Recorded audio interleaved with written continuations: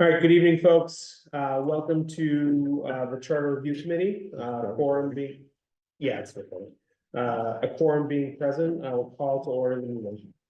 Start with the Pledge of Allegiance. I pledge allegiance to the flag of the United States of America and to the republic for which it stands, one nation, under God, indivisible, with liberty and justice for all. No worries.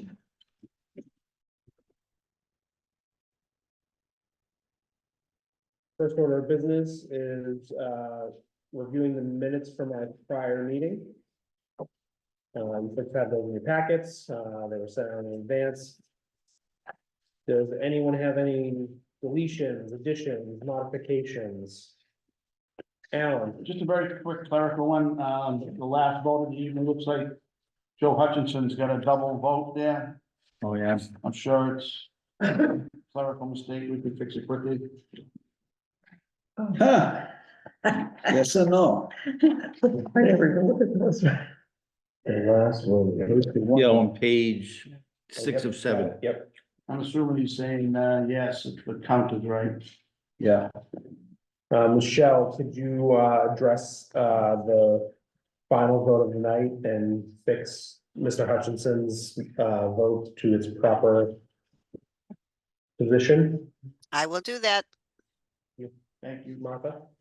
One more on the same page, I think at the, it's about 1/4 down, short discussion ensued. Maybe the word about goes in there, the removal of this section Yep, after the word ensued. after the word ensued in the paragraph on that same page, on page 6, Michelle.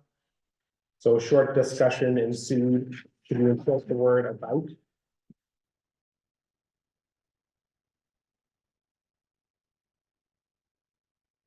Anything else?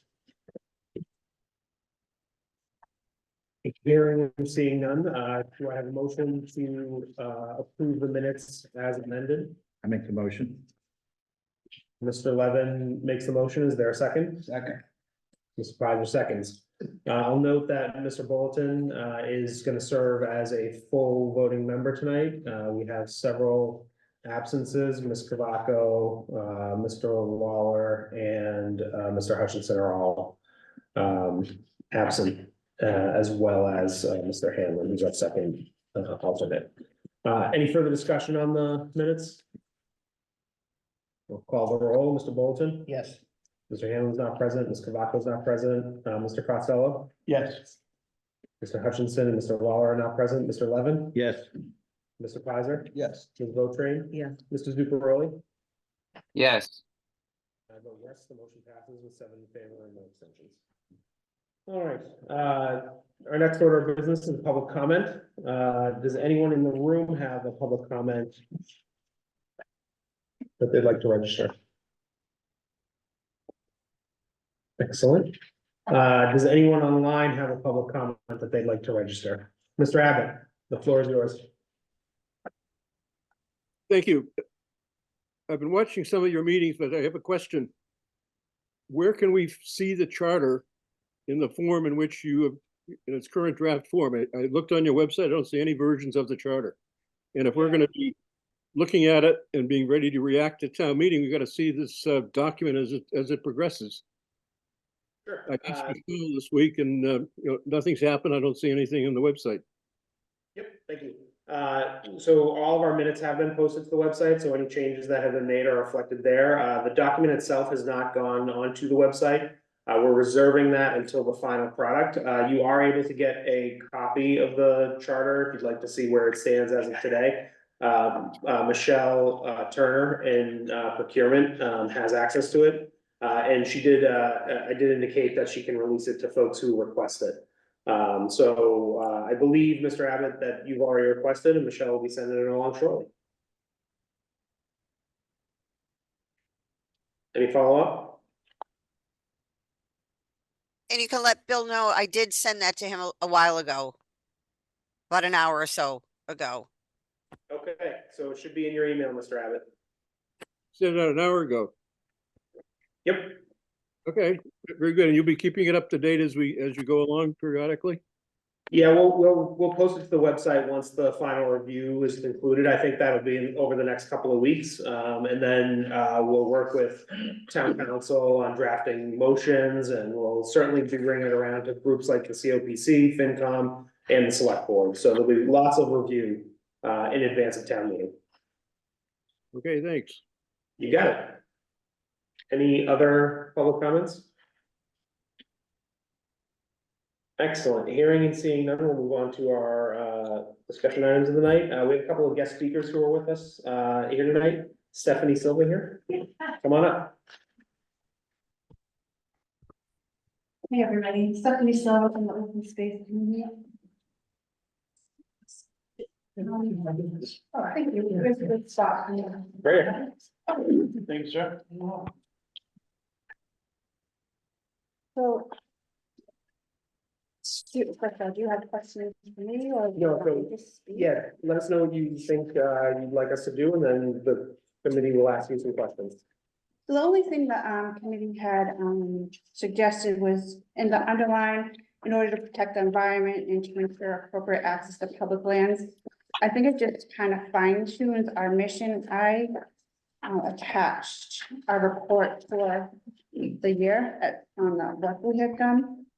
And we do a lot of things that might not be quite according to the mission, like the work with Sustainable Plymouth, the napkin that we sponsored, and the plastic bag stand that we sponsored. So insofar as putting the term environment, I think it really works towards our advantage and be able to do even more instead of putting outside of our mission. That's right now. We do a lot of work trying to preserve the textile properties and access to public lands. We want to make sure that the properties that we're saving has access for the public. It's pretty important for our mission statement that people use what we're saving. And I mean, other than that, not really too much. I mean, pretty simple. Yeah. Do folks have questions for Stephanie? Go ahead, Larry. Just, does open space exist under a specific state law, or is it just a Plymouth committee? There's open space committees all throughout Massachusetts. We recently, it was Marshville that's asking? Yeah, it's all across Massachusetts. Yeah. That word, the state requires. You gotta come on up, you gotta talk. Sorry, since that I could go off the open space committee, the state requires every community to file an open space and recreation plan. It talks about specifically what they're thinking about for the future open space and parks and recreation in the town. So we're in the process of updating that right now. So it is a statewide type of organization. They operate a little bit differently depending on funding and other related issues in town. But yeah, we're not the only game around. No, that wasn't. Oh, I'm sorry. The question I have is, if we're going to make a change, we've run into trying to make a change in the face of state law. The state law, am I correct that it doesn't mandate a specific? No, Okay. no. That's fine. I'd asked that because we had just actually yesterday got an email from Marshfield who was starting an open space community there. So I thought that was what you were asking, so. Perfect. Rob? Yeah, thanks. So I have a couple of questions. Who was the last speaker? What did she say? And the documents that were handed out were not sent in an email, so I don't have them.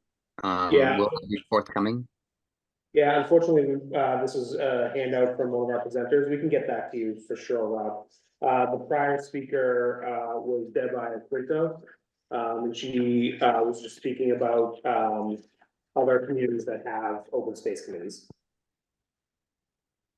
Thanks. Yeah, other questions for open space folks? Is there anything that you'd like to add, Patrick? No, I think Steph and Deb said it eloquently, so. Excellent. Anything else?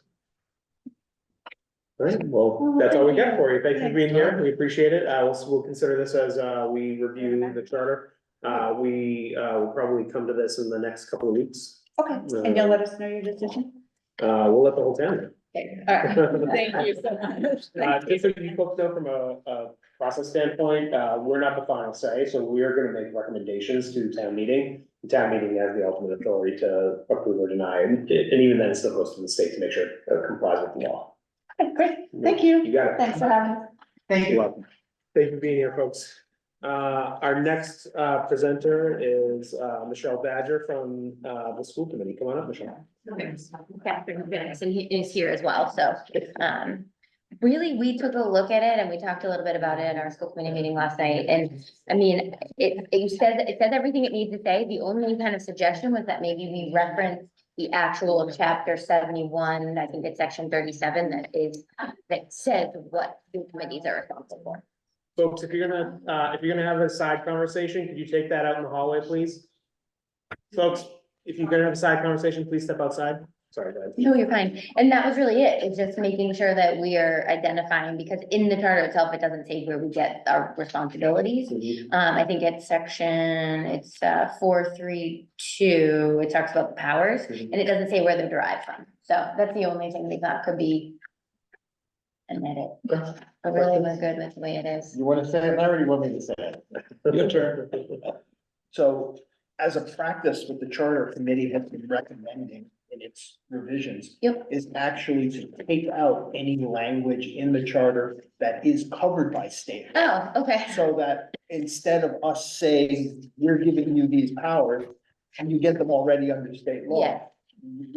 State law controls, so that way we're never in conflict with Yeah. state law. So just referencing where the state law comes from, If, or where the powers are. if even that, just, we basically, to some degree, say that there's a school committee that's charged with X responsibility, and how you do, so we've taken the position. I say we, the body has generally taken the position that the goal of the charter is to identify responsibilities, but not identify how you carry out those responsibilities. Those are either defined by state law or defined by other things that can be changed, whether that be Little easier. town bylaws, right, town bylaws or a body's own rules and regulations. Yep. But so that we don't have to, every time something comes up, we go, oh my God, we're in conflict with our own charter. Yep. And it's not Hey, you something. watch- Chelsea, you watching the selectmen? Cause Matt, Oops. No, that makes sense. So, Yeah, I mean, just as a side, it's, as Steve said, if we put in chapter 71 or whatever it is, and then the day after we approve this, they say it's chapter 71A, Yeah. we now have to go back.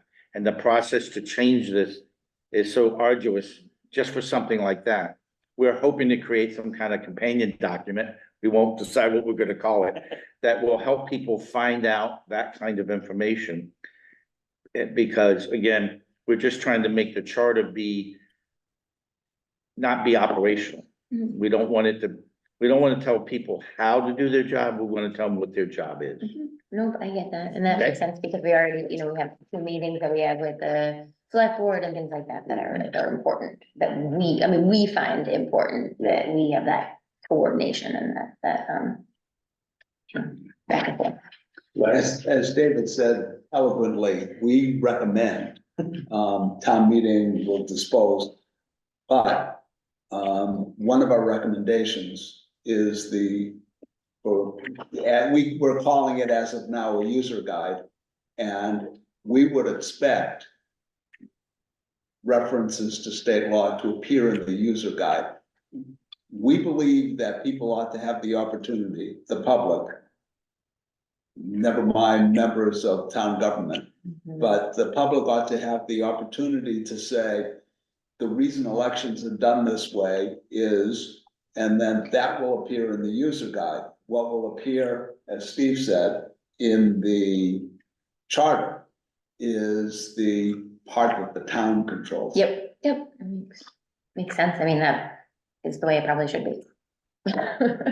So I guess other than the two meetings that you have with the select board that's already been codified and done, are there other things that the school committee would like to either have happen or things that are happening that would say, this is actually something that's not working, we'd like to change it? Is there something else that we can look at that you feel is of importance that's not being mandated, that we should mandate, just to kind of like Yeah. force some things to happen which you think are important but aren't happening? Yeah, and I think one thing that we've actually had some conversation about is our budget and how we deal, how the budget is handled and how it's kind of carried out from start to finish. And one of the things we're trying to do is start a budget subcommittee, which hopefully will be approved on May 6th. And then from there, what we'd like to see, and we're hopefully gonna have conversations with you know, the select board and saying, we'd love to have a joint committee that says, okay, there are two school committee members, there are two select board members, and there are two, you know, FinCom members. And that way we're having that discussion and we're all on the same page for our, I don't know if that needs to be, I wouldn't think in a charter. I mean, that's kind of on our side of things and how we'd like to operate moving forward with the select board and FinCom as we get things accomplished and we're all on the same page. But that's really the only big thing that we've been trying to really make a change on our side. So the superintendent presents a budget to you folks. Yes. Would it be helpful to codify a timeline by which we should do so? I mean, for us, it's been practice in December and that's just how it's always, I mean, it's been that way for 13 years. And I'm sure well before that, I don't know if a timeline is as important. We need the timeline with the select board. Like, we need to be on agreement on both ends. This is what's happening. This is when we get our directive. This is what we get. And that's something that we're hoping to meet with the select board about and just say, this is, I have an email in, we haven't heard back yet. We're hoping to have one with Dickie and Kevin. Yeah, so I'm wondering if we outline the entire budget process. Because like, so I said this because we have some deadlines for FinCom. Yeah. Set forth in the charter, so I wonder if it's worth us, outlining what, like, some deliverables for the budget process, and something to consider. Yeah, I mean, right now. Yeah. Rob has his hand up, and I'll come to you. Okay, sorry. Rob, go ahead. Thank you. So I was just gonna say, based on that timeline, that's there, I think I heard a reference to the timeline outlined for the Advisory and Finance Committee. And that timeline, I don't want to say it's pretty, I don't want to say it's fairly strict, while at the same time it is. I mean, there were joint meetings in December, there were joint meetings in January, and then the subcommittee meetings all start to review with department heads so that the final presentations can be made with the Advisory and Finance Committee and the various department heads towards the end of February, so that the books can be all printed and prepared in advance of the April town meeting. And I think it's almost a both and, where the timeline is defined by the due date for the publication of the budget book for town meeting members. Because that's right. And then everything kind of backs up to that with the first presentation being joint FinCom and school committee, FinCom and select board late in the previous year and then early in the following year. Does that make sense? And I think from what I heard in terms of, I just heard a couple of things because there was some background noise. So I heard a couple of things in reference to the timeline for the budget. So I was just trying to clarify that. Yeah, I mean, and I'm not suggesting we have to do it, it's just something that came to mind as Michelle was talking. Yeah. Go ahead, Mike. I mean, in section 432, paragraph C, it talks about the budget, but it doesn't say when. So the question is, do we want to put when? that's all. I don't think so. I don't think that would be a good idea because, you know, given the time of year that all of this takes place, you know, you have joint committees that happen, you have weather that is involved, and there's always an outlier. There's always an outlying variable. Since I've been on advisory and finance, we've always met the deadline. So I don't think there's a necessity to codify those deadlines in a charter. It's all done by town meeting. It's all done by the time town meeting happens, and it's all done so that both the town meeting books and the budget books and the special town meeting books can all be put together and published. In other words, it's worked fine this long. There's no need to change it. Go ahead, Martha. So Michelle, I'm wondering, you mentioned that you're working on meeting with the select board and or the FinCom to establish some budget process that is more specific, that would carry on from year to year. Yes. And so do you envision that process as being successful? Oh, sorry. I'm gonna cut you off. So, no, so that's it. In other words, maybe there doesn't have to be something in the charter, or maybe it would be helpful. I don't know. I'm hoping it will be successful. I mean, we were supposed to meet right after town meeting, and we didn't get a response as to dates that work. I know this is a really busy time of year for people, so I totally understand. So my hope is that we'll get one in early May, that we can sit down, you know, Kathy and I and Dickie and Kevin, and just sit down and be like, all right, this is what it looked like, and this is how we can do a better job of communicating. So if this is what happens in September, because prior to 2 years ago, we had a joint meeting with an admin on both sides, and then the chair and vice chair of both committees. And it was either in person or via Zoom, depending on the situation. And so we got an outline, we got the explanation of how the budget was kind of coming out, what we were, guidelines we were being given, how to develop it. And so that was given to all of us at the same time.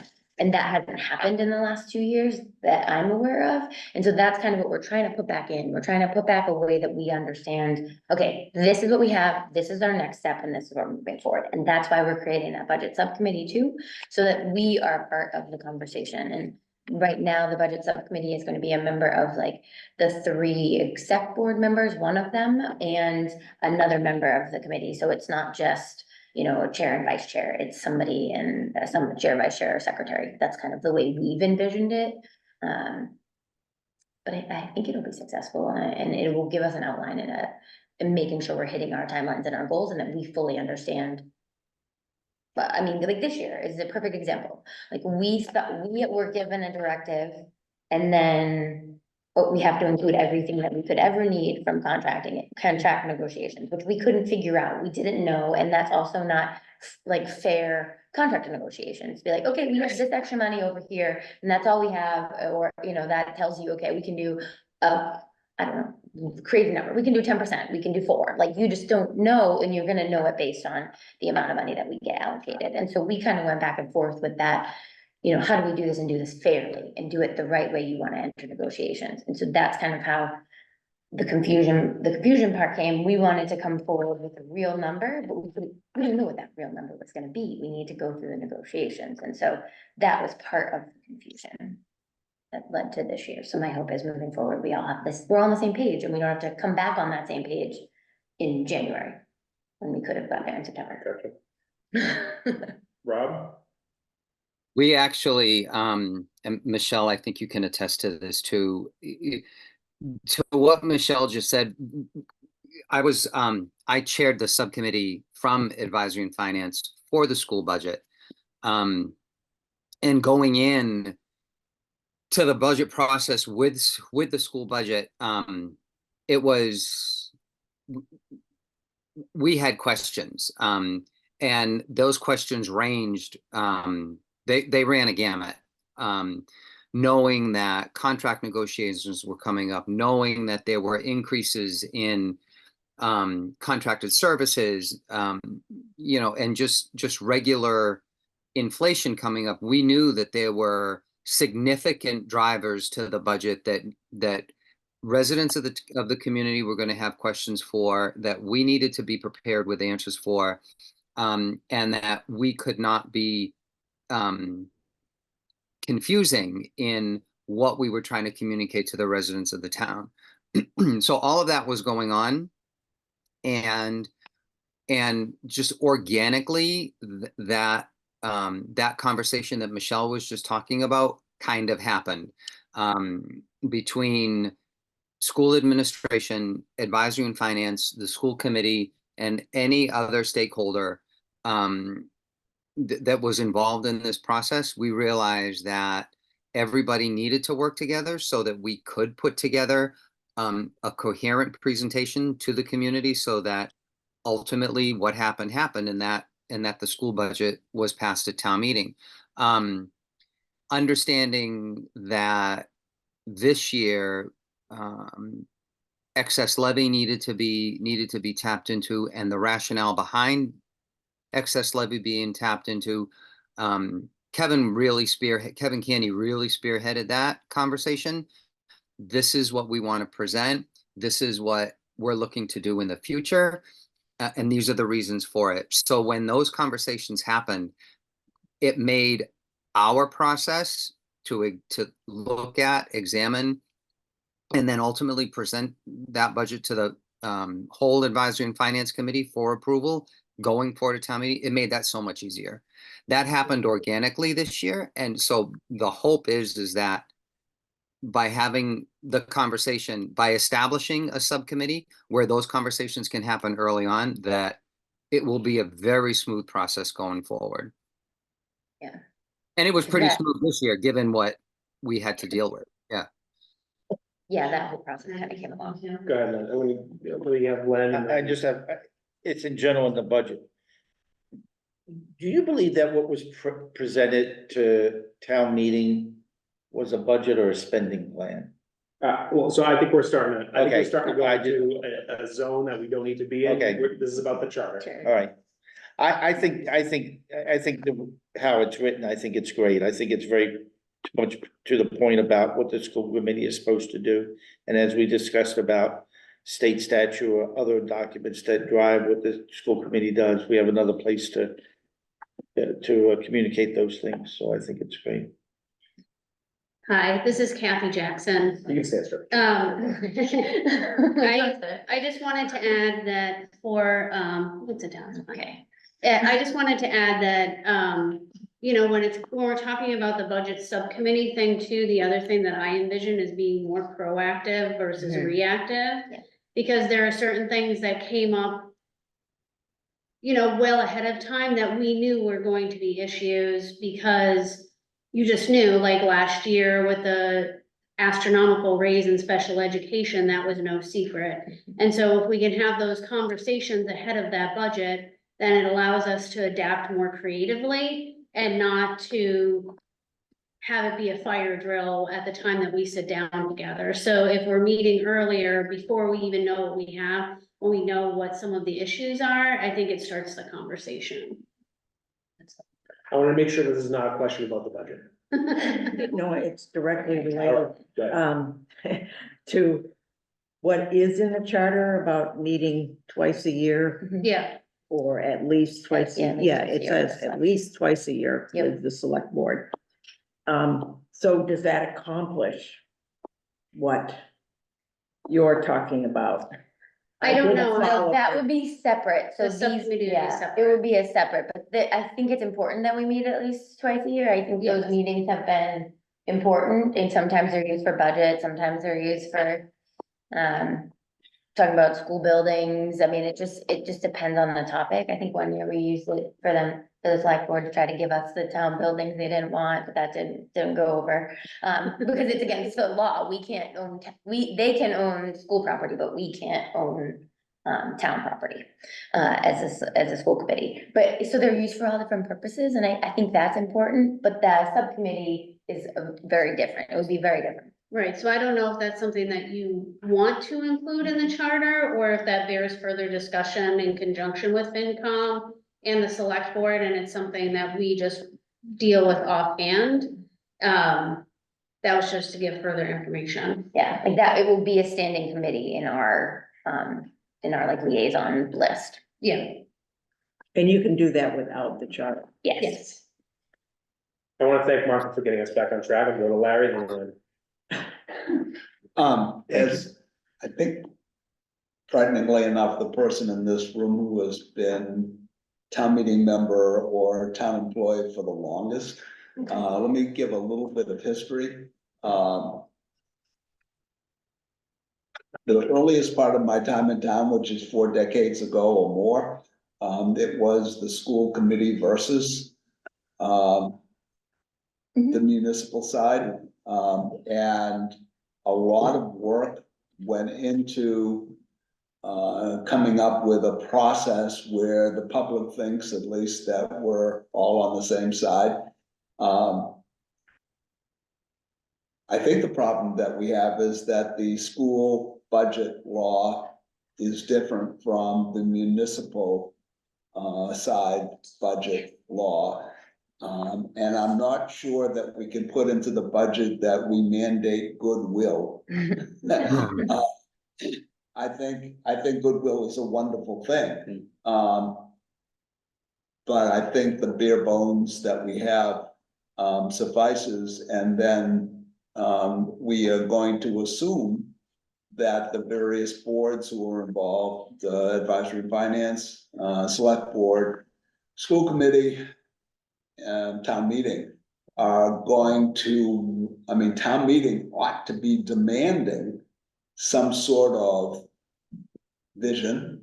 And therefore that will impel the other boards to provide that vision, but I can't think of a way of requiring it.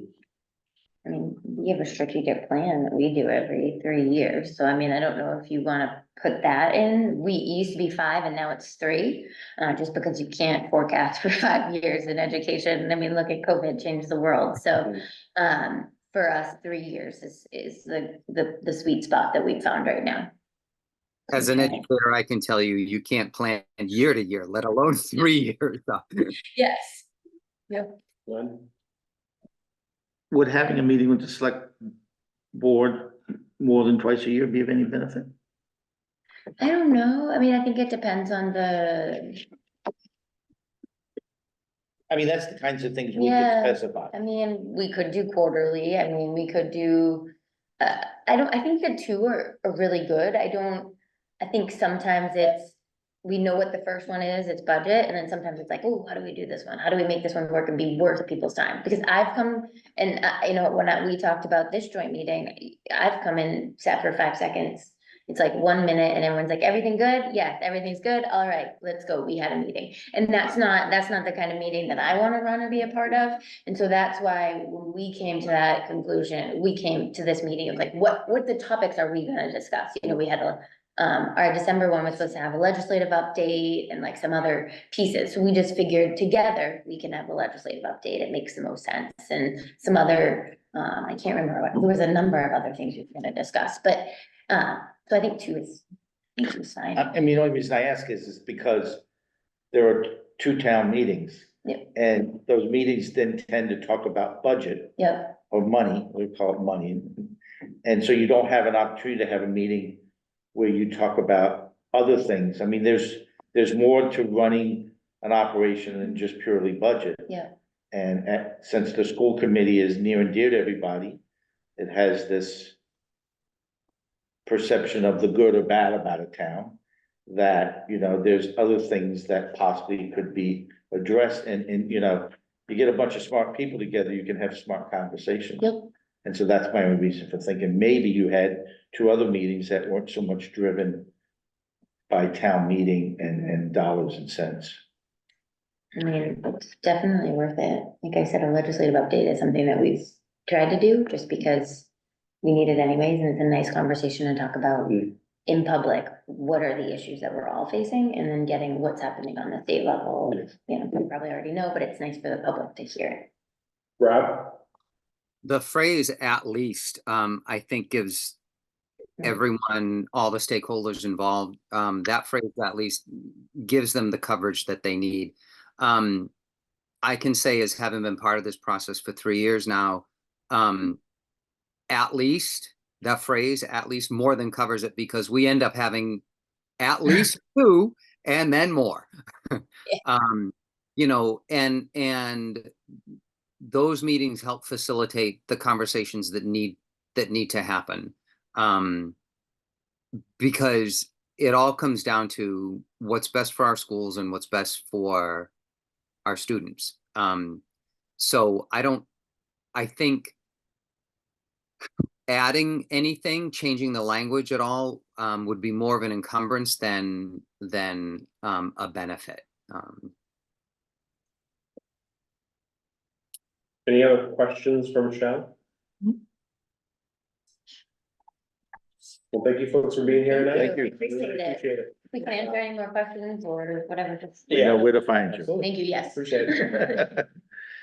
All right, so before we get into the 6th, 7th, and 8th sections of chapter 5, Mr. Pizer, do you want to make a motion to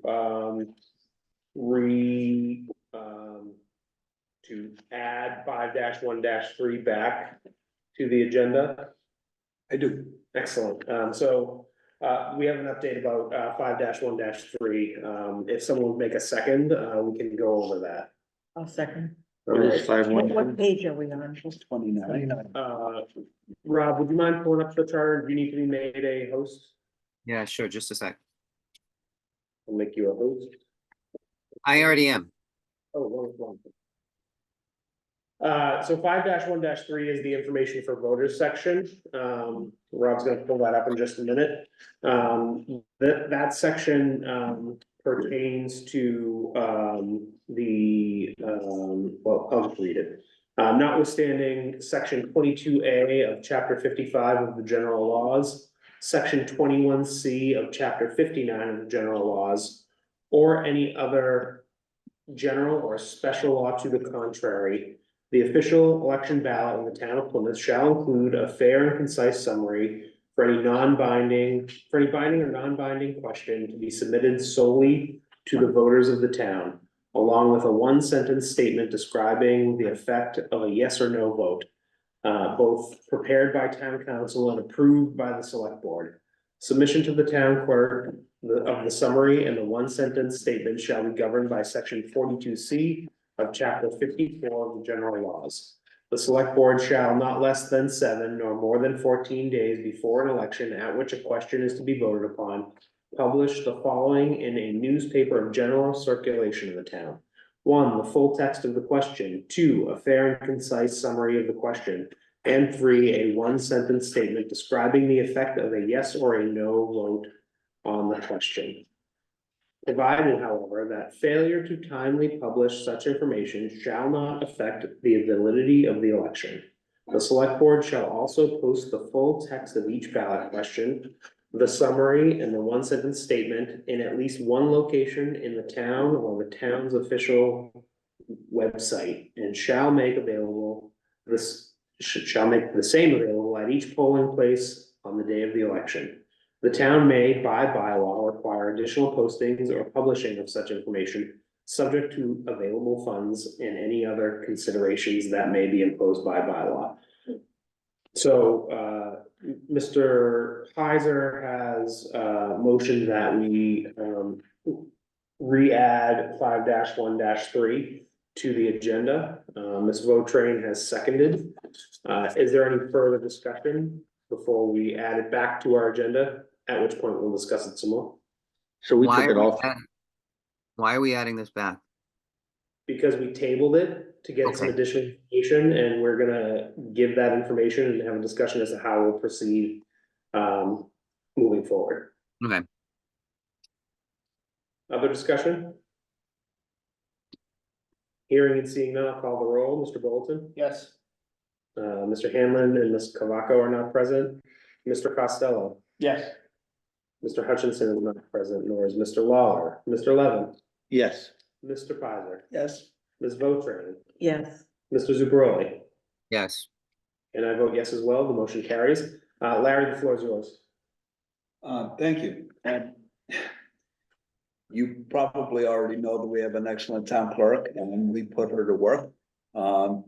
Astonishingly, or to the contrary, not astonishingly, the entire text That I just read. of 5-1-3 and the text of chapter 50 of the Acts of 2008, which is session law, are precisely the same.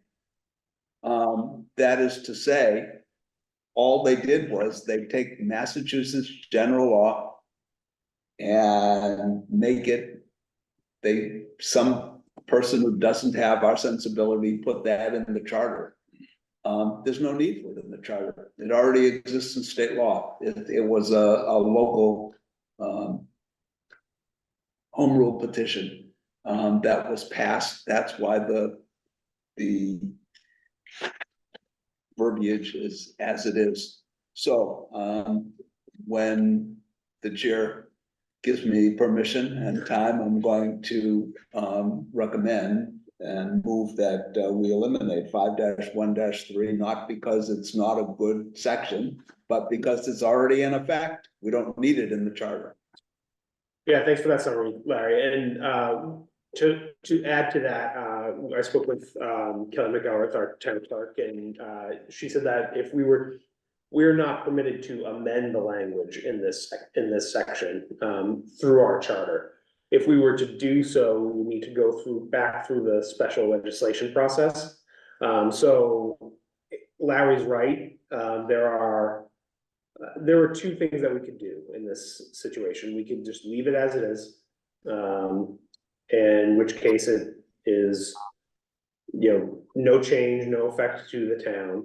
Or we can eliminate it, in which case there is no change and no effect to the town, because we still have chapter 50 of the Acts of 2008, and those will remain on the books until they're otherwise overturned.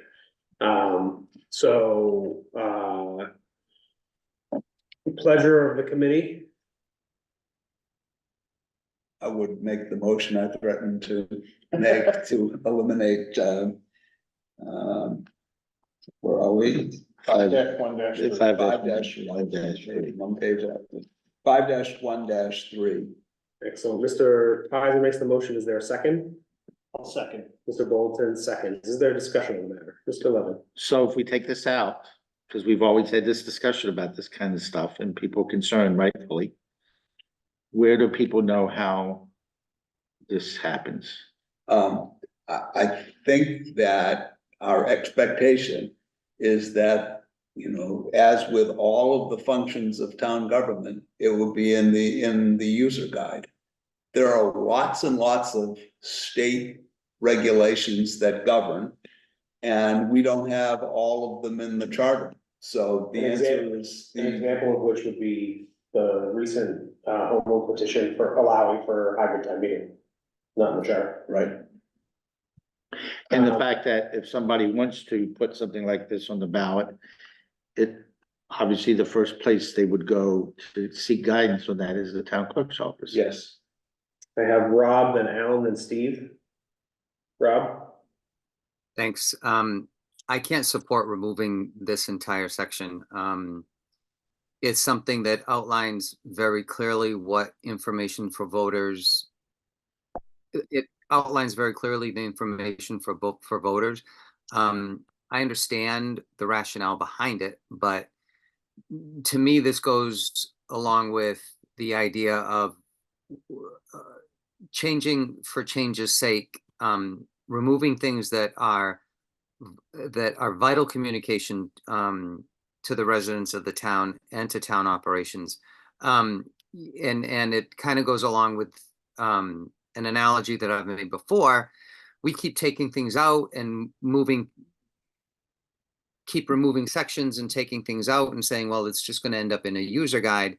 We end up with my Constitution analogy, where you have a one-page document and then a 500-page user guide. I just can't support this. Alan? I'm actually in agreement with the last two speakers. I know since we started this process, to be consistent, we would pull it out. Like we have on several other occasions, if it mirrors, mass state law, but I think this is just the length of this chapter, and the importance of it. I would be nervous that it would get forgotten. People may not even know that these processes have to happen. Now you can find it in the user's guide, you can find it in Mass General Law. But somebody may miss a advertisement of a question, or they may not do it correctly. And I think we run the risk, if it's not there, of losing it altogether. I wonder, I know we can't amend it. Maybe we can't even break it up into pieces legally, but is there any one sentence, description that we could, not direct them to the user guide, but, maybe in this one particular case, direct them to Mass General Law or something? I think you run the risk of this being forgotten and lost to time. I don't think we should get rid of We it. can't change 5-1-3 at all, because it was inserted by the special. Right, you can't break it up, you can't change it, but can you, if our goal is to make this document streamlined, which technically it is that, do we have the capacity to put a one sentence line giving someone direction, or memorializing that there is an advertising element of questions for elections, and go here to find it? This one here is too important, I think, to let be forgotten, and that's my fear would be if it's gone altogether. I mean, we could, I suppose, create a new 5-1-3 if we eliminated this. What would you? But I don't. Let's handle a question at hand first and then Yeah, decide. that's fine, I just, at this point, I wouldn't support it. Yeah. You know, Steve, then Martha, Len, do you have your hand up? Yeah. I understand the concern that both Alan and Rob have raised. This, however, unlike some of these other provisions that we've talked about with this one really is a ministerial thing. This is not something that voters need to know how the sausage is being made. They need to know that that something is going to be advertised, because that's what happens. And as Mr. Pizer said, that's the job of the clerk. We don't list everything that the clerk does, or every one of our administrators that they have to do. What this essentially says is that this is not something that if I'm putting an article forward, or I'm putting a referendum matter forward, that I, as the proponent, need to do anything. This is literally all the town needs to address this. This is the select board approves something prepared by town council, and then town clerk is responsible for it. And that's the ministerial tasks. If the issue is to indicate to people have a concern that if I'm putting this forward, how do people know that I'm doing it?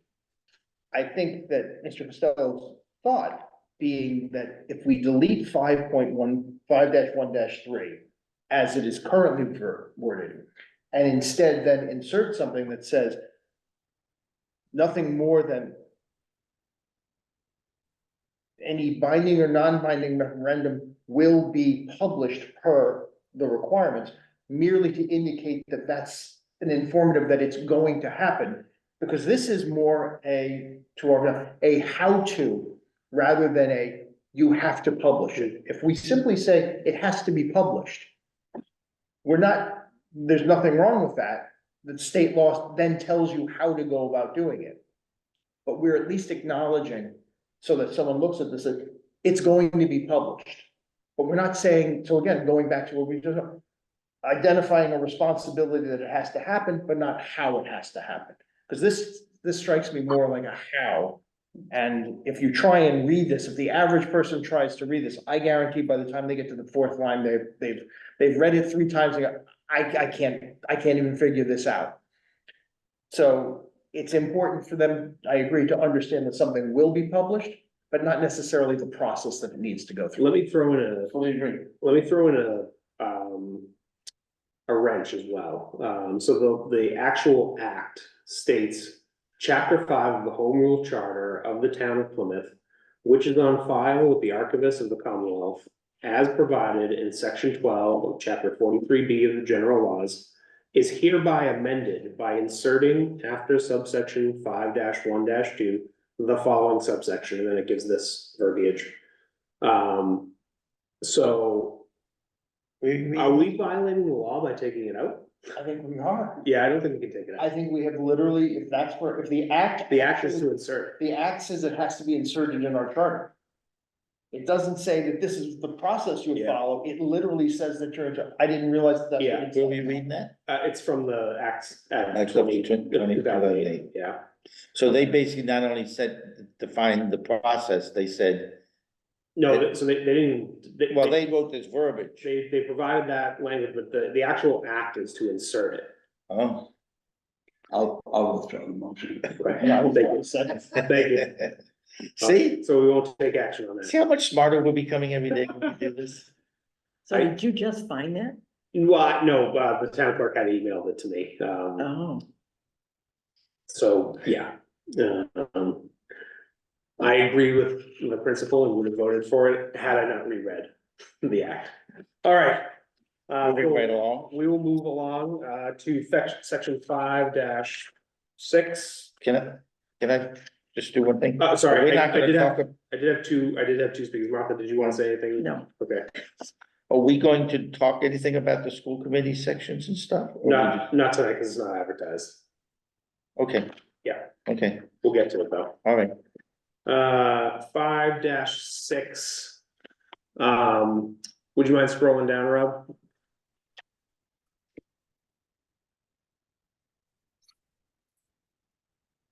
Oh, good old And if you 5-. wouldn't mind just zooming in just a little bit. So this is on the referendum.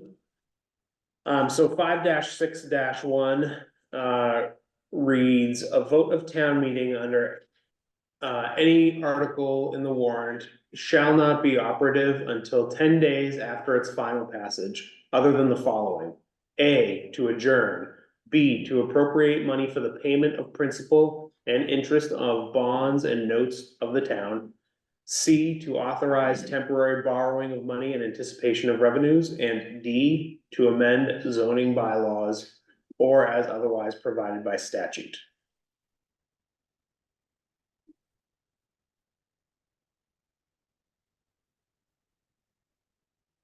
Now, Just for clarification, 10 days at the final passage, is that what, after the Attorney General, accepts our vote, or is that the vote of town meeting? it's the vote of town meeting. For town meeting? Yep. Okay. All right, hearing no amendments, we'll move on to 5-6-2. If within 10 days of an affirmative vote of final passage by the town meeting, a referendum petition is filed with the town clerk, signed by not less than 3% of the registered voters in the town as of the date of the most recent annual town election, asking that any question involved in such quote, such a vote be submitted to the voters of the town at an election, then the town shall hold a referendum election for such purposes. Within 5 days after the receipt of the petition, the town clerk shall determine whether the petition contains a sufficient number of signatures and provide notice to the select board of such determination. I think there's an extra period in there. Yeah. Can you delete that period, Rob? We'll come back to it on vote afterwards. It's line 1000 after select board. If there are a sufficient number of signatures, the select board shall provide for a referendum election to be held no less than 35 days from its vote.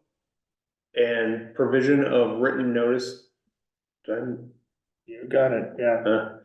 Written notice of the town clerk and no more than 90 days after the town clerk's determination, provided however, that if there is another election already scheduled within 100 days of the clerk's determination, the referendum question may appear on the ballot of such election. The referendum question shall take the following form. Shall the town vote to approve the action of the, in parentheses, date town meeting under article number in parentheses, whereby it was voted that, insert here, brief summary of the substance of the vote. We're gonna have to take a vote on this one because we gotta remove that period, but. Can we, I just want to point out, without advocating, two matters that have come up in the murmuring of town. I suspect probably these days it came on social media. Elections ain't cheap. On the other hand, democracy is a wonderful thing. So, you know, almost always, this requirement is going to occasion a separate election. If you figure out when town meetings normally are, fall town meeting is too close to the November election, the 35 days won't have passed, so therefore it would be December or January, and the spring town meeting is going to end up being in, you won't be able to get it onto the town election vote in general.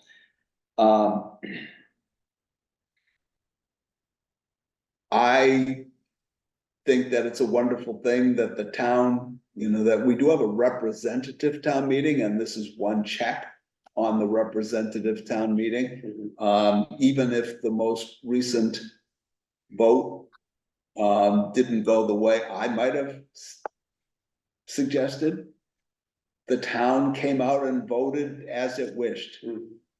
The second part, however, is the question, what I think town meeting was attempting to do when it, or the town was attempting to do when they put the percentage in the charter, was to create a barrier against a frivolous addition of an election. None of you probably remember, other than Martha, the town passed a prohibition against feeding ducks.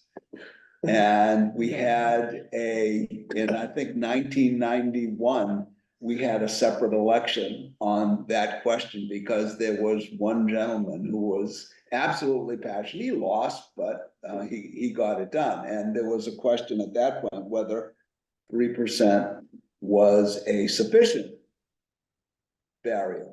Those are the only two items that have come up, and I am not planning to make a motion to change either of them, but I thought that they should be brought before this group. I'll go Stephen Lynn. I think Mr. Pizer expressed it very well, in both the time frame issues, that there's very little that can logically be done, because otherwise the time frame to try and piggyback off of a regular election are too short or potentially too long. I don't know if there's a way, if something is passed in fall town meeting, assuming that it does not take effect before the spring election, it can be pushed off to that. I don't know, that becomes, it may be one of those things that we want to really think about, giving the select board the option, depending on how important something is. But my only concern with this, and I guess it probably then would jump back to 5-6-1, is the 10-day period. The most recent opportunity came and it was done within the 10-day period. And there's no question that there was a concerted organization behind that. I don't think that if that was something that the general residents wanted to become aware of, that 10 days would have allowed that. Something, if someone once again passed something to prevent the feeding of ducks or geese, I don't know that enough people in town would know that it's happened, and be able to get organized and be able to get that number of signatures within 10 days, absent a major organization coming in to help coordinate that. I strongly respect the process of having a check on government period by the voters. And making sure at the same time as Mr. President, that it's not a frivolous check. So I would ask that maybe we consider, at least further discuss the idea of just a 10-day period. Not to extend it well beyond, but to at least create some opportunity that if there is a grassroots effort to do something in our current state, especially in a town of our size, coming up with 3%, that's a somewhat daunting task to present to people who may have a legitimate question with an action in town meeting. Len and Al. I'm gonna focus on a different couple of day things here.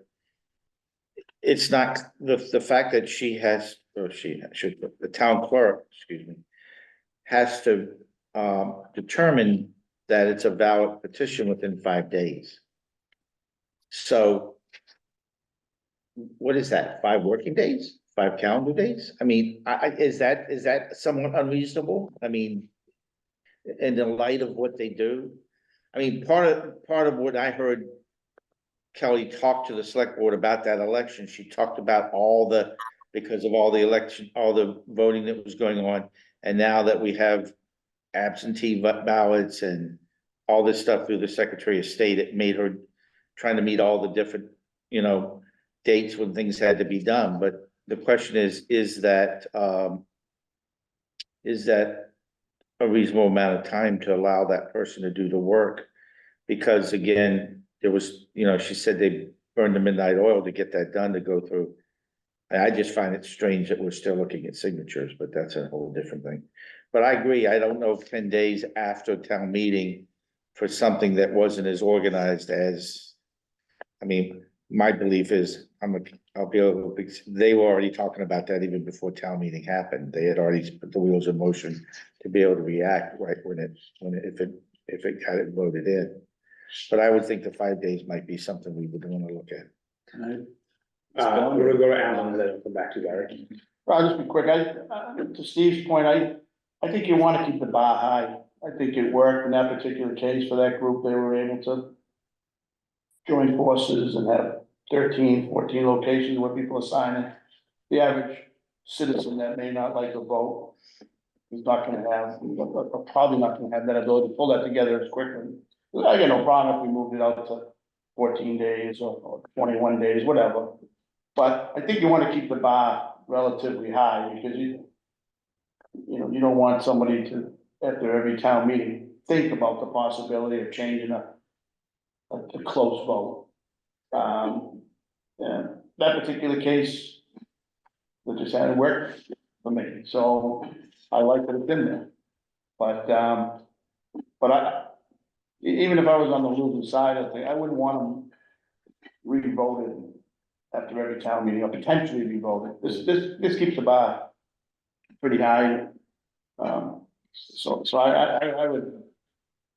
I would discuss changing a couple of the parameters, but I don't think we should rewrite the whole thing. I think it works. Let me respond, just as someone who was involved in this. Checking signatures is A, annoying, B, possible. 1,538-ish signatures, you'd have to do another 20% if they actually sent them in. So even 2,000 signatures in 5 days, you might have to change schedules, but even if you gave them 7 days, you'd still have to change the schedule. So I think that's a doable. Once you say, oh God, I was gonna do this, and you get yourself doing it, that can happen. As far as the changing of the 10 days, I would agree with Alan that keeping the bar a little bit high is not a bad thing. But to further state, there are various departments who are annoyed at 10 days, because whether or not your article is a contentious article, it doesn't go into effect for 10 days. And if we gave people 14 days, then it will be 14 days or 20 days or whatever. It is also the case historically, and this might be circular reasoning, but I don't know of an instance where people started to gather signatures, maybe once, and then failed because they didn't have enough time to get it together. In general, what's happened is what Alan stated, the meals tax, before it was applied to the, town hall, project. The meals tax was passed and a group didn't like the idea that the town meals tax should be increased or imposed. They gathered signatures and got it done. So, I mean, it's doable, and I think the idea, and we can change the idea, but I think the idea is, if you're not organized, or you can't quickly create an organization, or if you can't find an organization already in existence to join in your project, then town meeting has spoken. And I think the idea of this is that this is a kind of an extreme circumstance and not expected to be something that happens frequently. That's at least historical. Martha? So what I was thinking about, because I am concerned about how expensive elections are. And if we could change maybe, the 100 days. To accommodate. Or for that matter, that the question could come up on the next. Local election, which would, whether it's the spring or or any election, but. That it wouldn't be a special election. If that's the right term, special election, but that it would be at a regularly scheduled election, which I guess would be November elections. No. Oh, okay, so that's right, it couldn't be, it would have to be at one of our local elections, either the spring or fall town meeting, is that right? I mean, oh, we only have election in May. Right.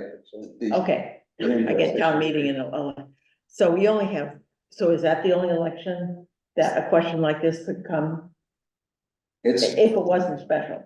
if you're gonna answer the question honestly, and I try to do that, technically you can have 2 elections on one day, but it's a violently terrible idea.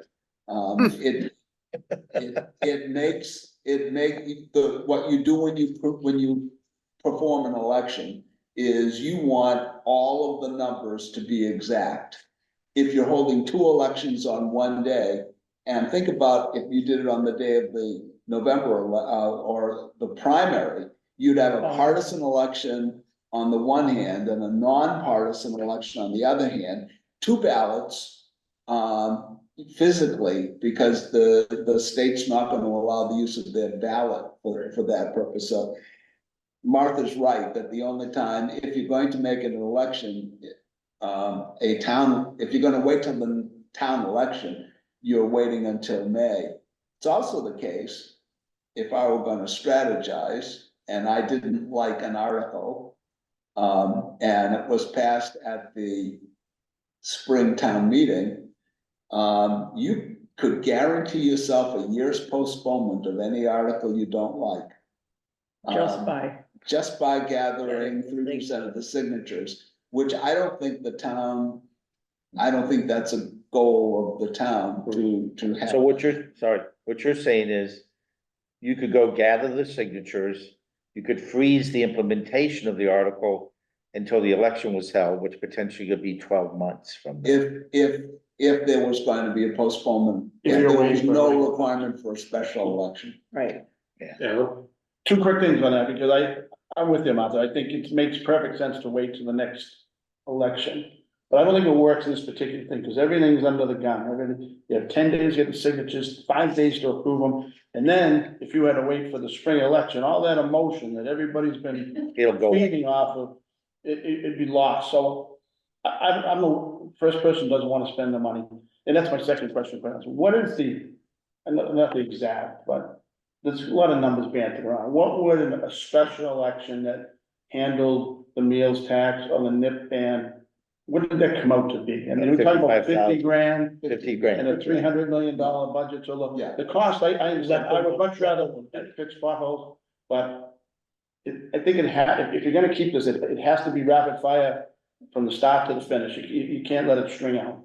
And what it tells me, if I I'm sorry? Keep going, what'd you say? is, the value of keeping the bar high, Has a cost.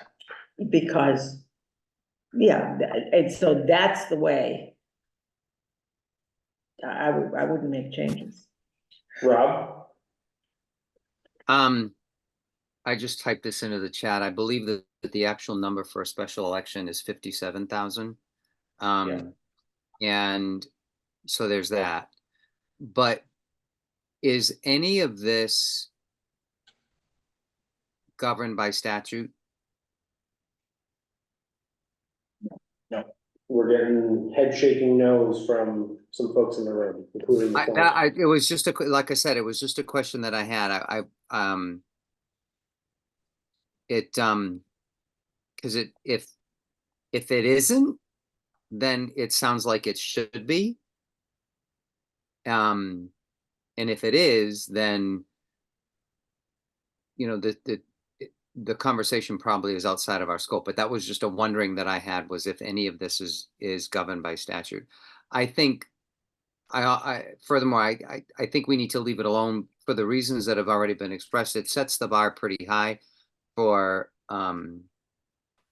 changes to be made, and for work to be done if people feel that strongly about it. I mean, we saw that we just saw that this past fall with the NIP ban article. Thanks, Rob. I remember the public would like to speak. Are there any folks in the room who wanna, any committee members who wanna speak before allowing the public to join us? Mr. Donato, please go ahead. Hi, Mr. Chairman, Al Donato, Precinct 17. I want to just talk about the cost of this. When I first arrived at town, there were 3 or 4 initiatives that I had asked town meeting to change, one of them being in-house counsel. The other one was to transfer $75,000 into the line item for special town meetings and for elections. So ironically, they use that money for this election, which, hey, that tells you town meeting wanted this. They wanted this money available. I like this provision. It's unique to Plymouth. As a town meeting member, it is an extra check and balance against what we do. And, you know, it cuts both ways. If folks don't get these signatures certified, well, you can lose on that issue too. And I've been I've run recalls. I've been in that situation where you've had to gather signatures from voters. It's not an easy task, and it captures the passion of the moment. I may not have agreed with what they've done, but I really commend them for really, using democracy in their favor. So in my personal opinion, I like the way it stands. I think it's unique to Plymouth, and it works. So thank you. Thanks, Al. Your opinion is always appreciated by this committee. Is there any motion on 5-6-2? Yeah. I'd make a motion that we keep it with the exception of that one clerical, is that the one we're gonna prepare it in? Yes, thank you, Alan. So, we are eliminating the period from line 1000 as displayed on screen. And keep it in its entirety. Yep. Is there a second? Second. I'll second it. Thank you. Is there a discussion on removing the period? All right, Period. I'll call the roll then. Mr. Bolton. Yes. Mr. Hanlon's not present, nor is Ms. Cavaco. Mr. Costello. Yes. Mr. Levin. Yes. Mr. Pizer. Yes. Ms. Botrain, Yes. Mr. Zubaroli, Yes. and I vote yes as well. The motion carries 7-0. Just one thing. I to just go- have a quick question. I thought we weren't gonna vote on grammatical issues. No, we did say we were gonna do that. We did or did not? No, we are gonna vote on grammatical. Oh, dear God. Yep. Go ahead, Len. Just a quick side thing, I was playing the Steve part, looking to see if there was any kind of state statute.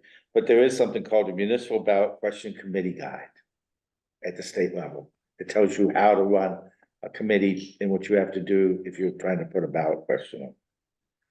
I'll send a link to it just for people's edification. Not now, but later on. Thank you. You're welcome. We will move on to 5-6-3.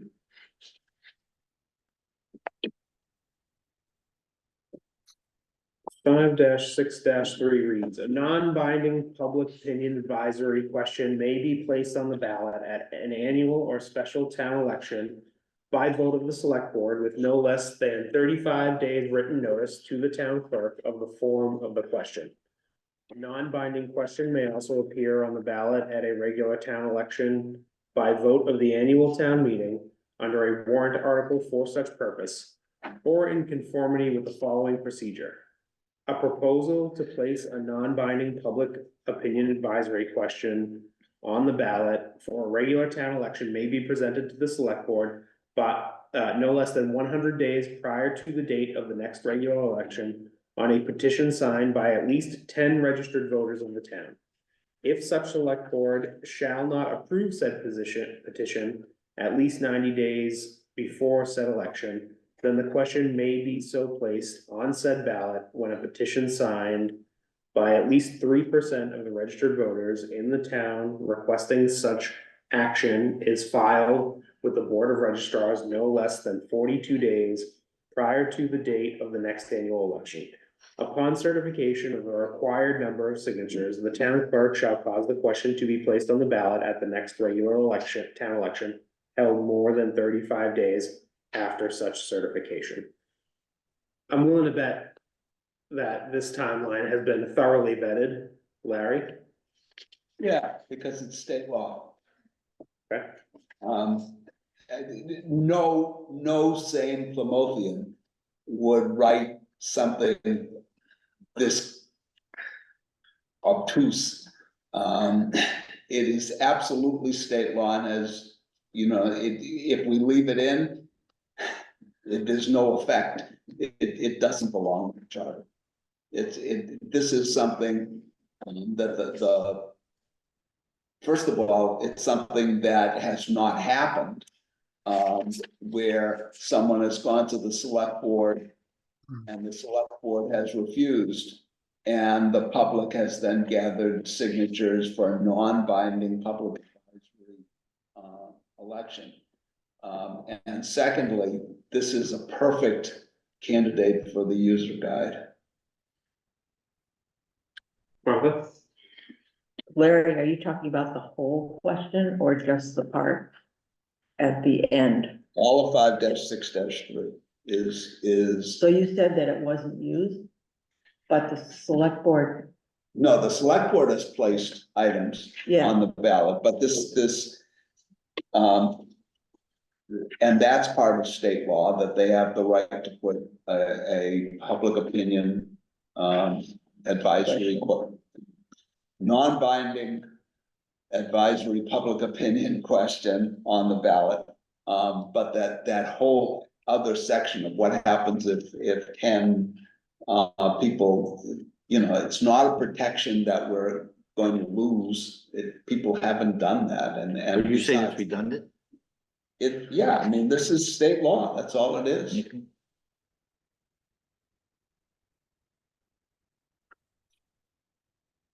Is there a motion? There is a motion to eliminate 5-6-3 in its entirety. Is there a second? I'll second it. Oh, so go ahead, Martha.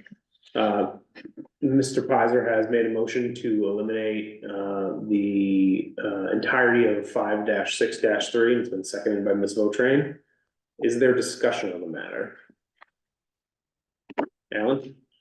just to be consistent, I have the same argument with this one here, that if it goes away in its entirety, will it be lost forever? Is this at all covered by any state law that they're? Yeah. You're saying it is? But I mean, does it have to show up in our charter like the previous question of, it doesn't? No, this is the, Is there any- someone copied a state law.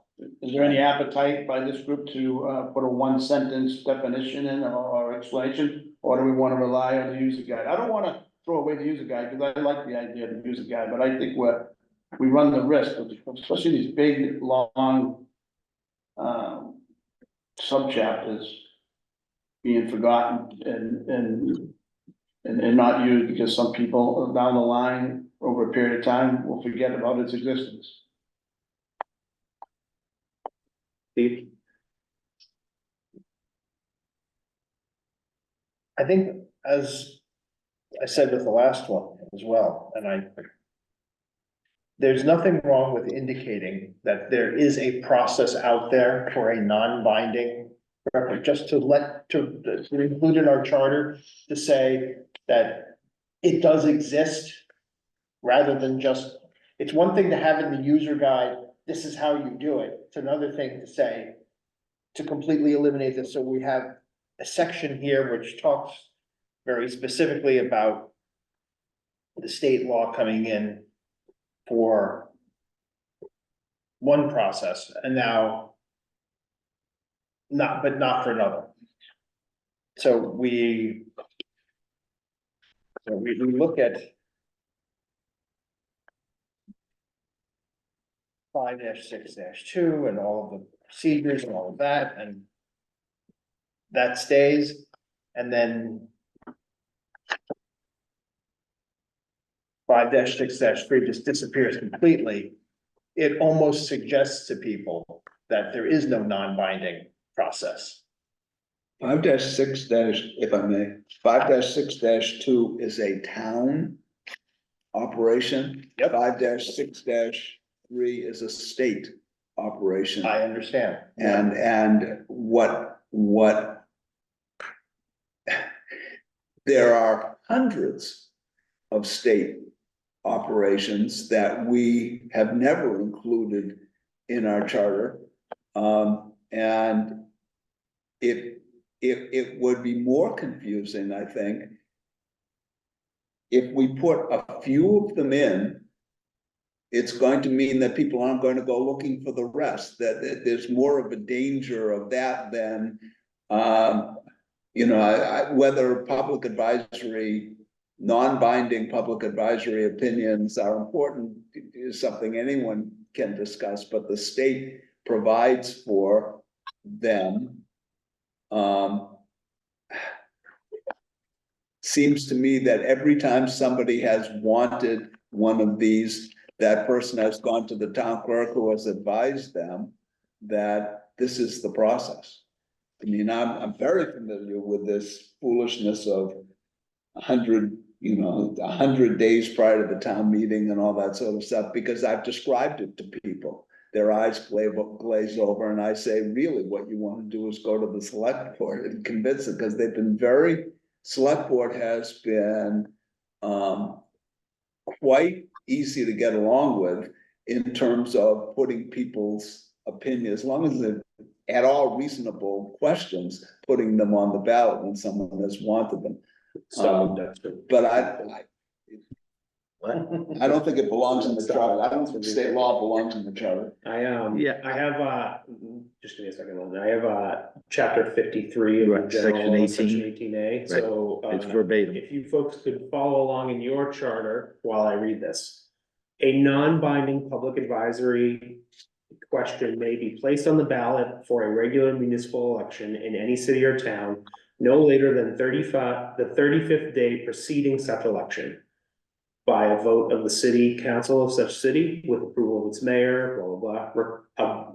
This is a separate clause as to how you do it. By vote of the board of selectmen of a town, or by vote of a town council, and so on and so forth. Or in conformity with the following provision of this section. A proposal to place a non-binding public advisory question on the ballot for a regular municipal election in any city or town may be presented to the governing body thereof on a petition signed by at least 10 registered voters of the city or town. If such governing body shall not approve said petition at least 90 days before the election, then the question may be so placed on the ballot. When a petition signed by at least 10% of the registered voters of the city or town, but in no case less than 20 such voters requesting such action is filed with the registrars, who shall have 7 days after the receipt of such petition to certify the signatures. Upon certification of the signatures, the city or town clerk shall cause the question to be placed on the ballot at the next regular municipal election held more than 35 days after such certification. Well, okay, there is a difference between Significant state difference. law and the town law. If we're satisfied with the 3%, then that's the question, whether we should be satisfied with the 3%. Certainly can't imagine that we make it a 10% threshold for a non-binding question, and yet a 3% threshold to overturn town meeting. I'd be consistent, yeah. I think that people would question our sanity if we did that. If hearing the feelings of this group, I would withdraw. All right, Even though keeping such a complex statement is faulty, but against your better judgment. Rob, I think you seconded, is that right? I did. Will you withdraw your second? Yep. Thank you. Moving right along. All right.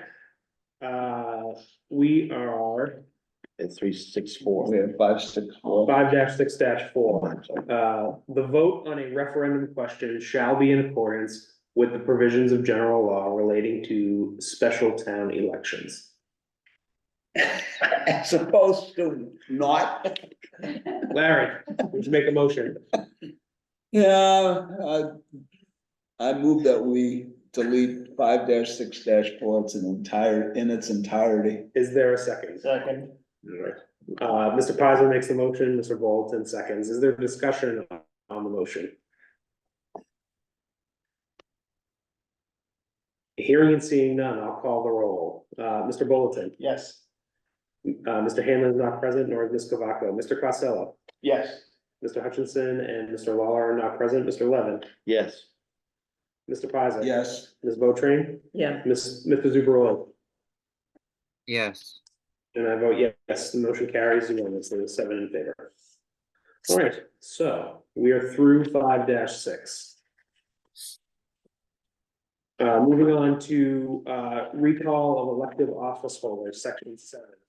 5-7-1 reads, voters may recall any elected town-wide office holder as herein provided. Hearing and seeing nothing on that matter, I'll move to 5-7-2. And I read this today and many times before today. I will just preface this by saying this is incredibly messy.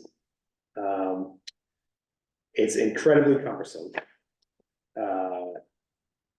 And you will see why. So first, 5-7-2. 500 registered voters of the town may file with the town clerk an initial petition signed under the penalty of perjury containing the name of the office holder sought to be recalled and a statement of the grounds for recall. No more than 50 names shall be counted from any one precinct of the town.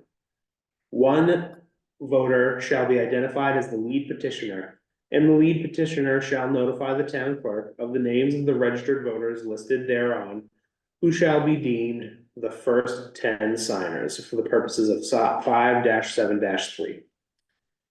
Is there any discussion or motion on 5-7-2? I think it has to be all done in conjunction when you start reading the rest of the absurdity that is this section. So before we get too deep in this, is this again, we'll ask the question, is it somehow controlled by state law?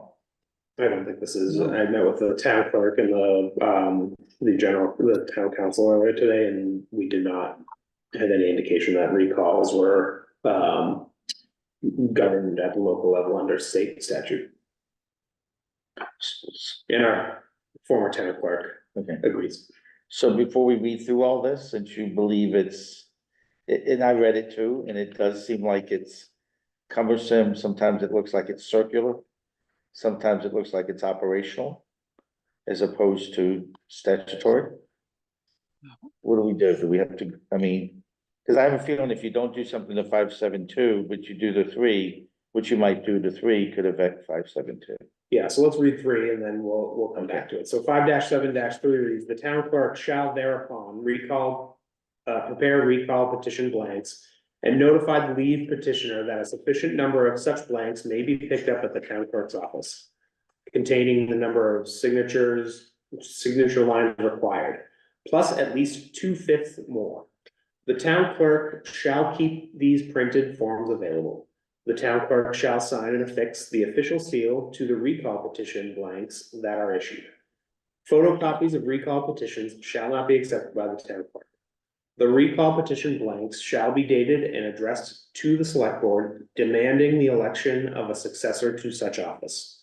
The recall petition blanks shall contain the names of the first 10 signers, the number of recall petitions issued, the name and office of the office holder whose recall is sought, and the grounds for recall as stated in the initial petition. 5-7-4 goes on to say, the town clerk shall enter a copy of the recall petition in the town records. The recall petitions shall bear the signatures and residential addresses of at least 15% of the registered voters as of the date of the most recent annual town election, and shall be returned to the town clerk within 20 business days after the notification to the lead petitioner of the availability of the recall petitions. All completed recall petitions containing the signatures requesting a recall election need not be submitted simultaneously. I think we can pause there. So what I see is 2 separate recall processes. The first is that you have to file an initial petition that has to contain 500 registered voter signatures, no more than 50 of which can come from any single precinct. Agreed? That's what it says, yes. Yes.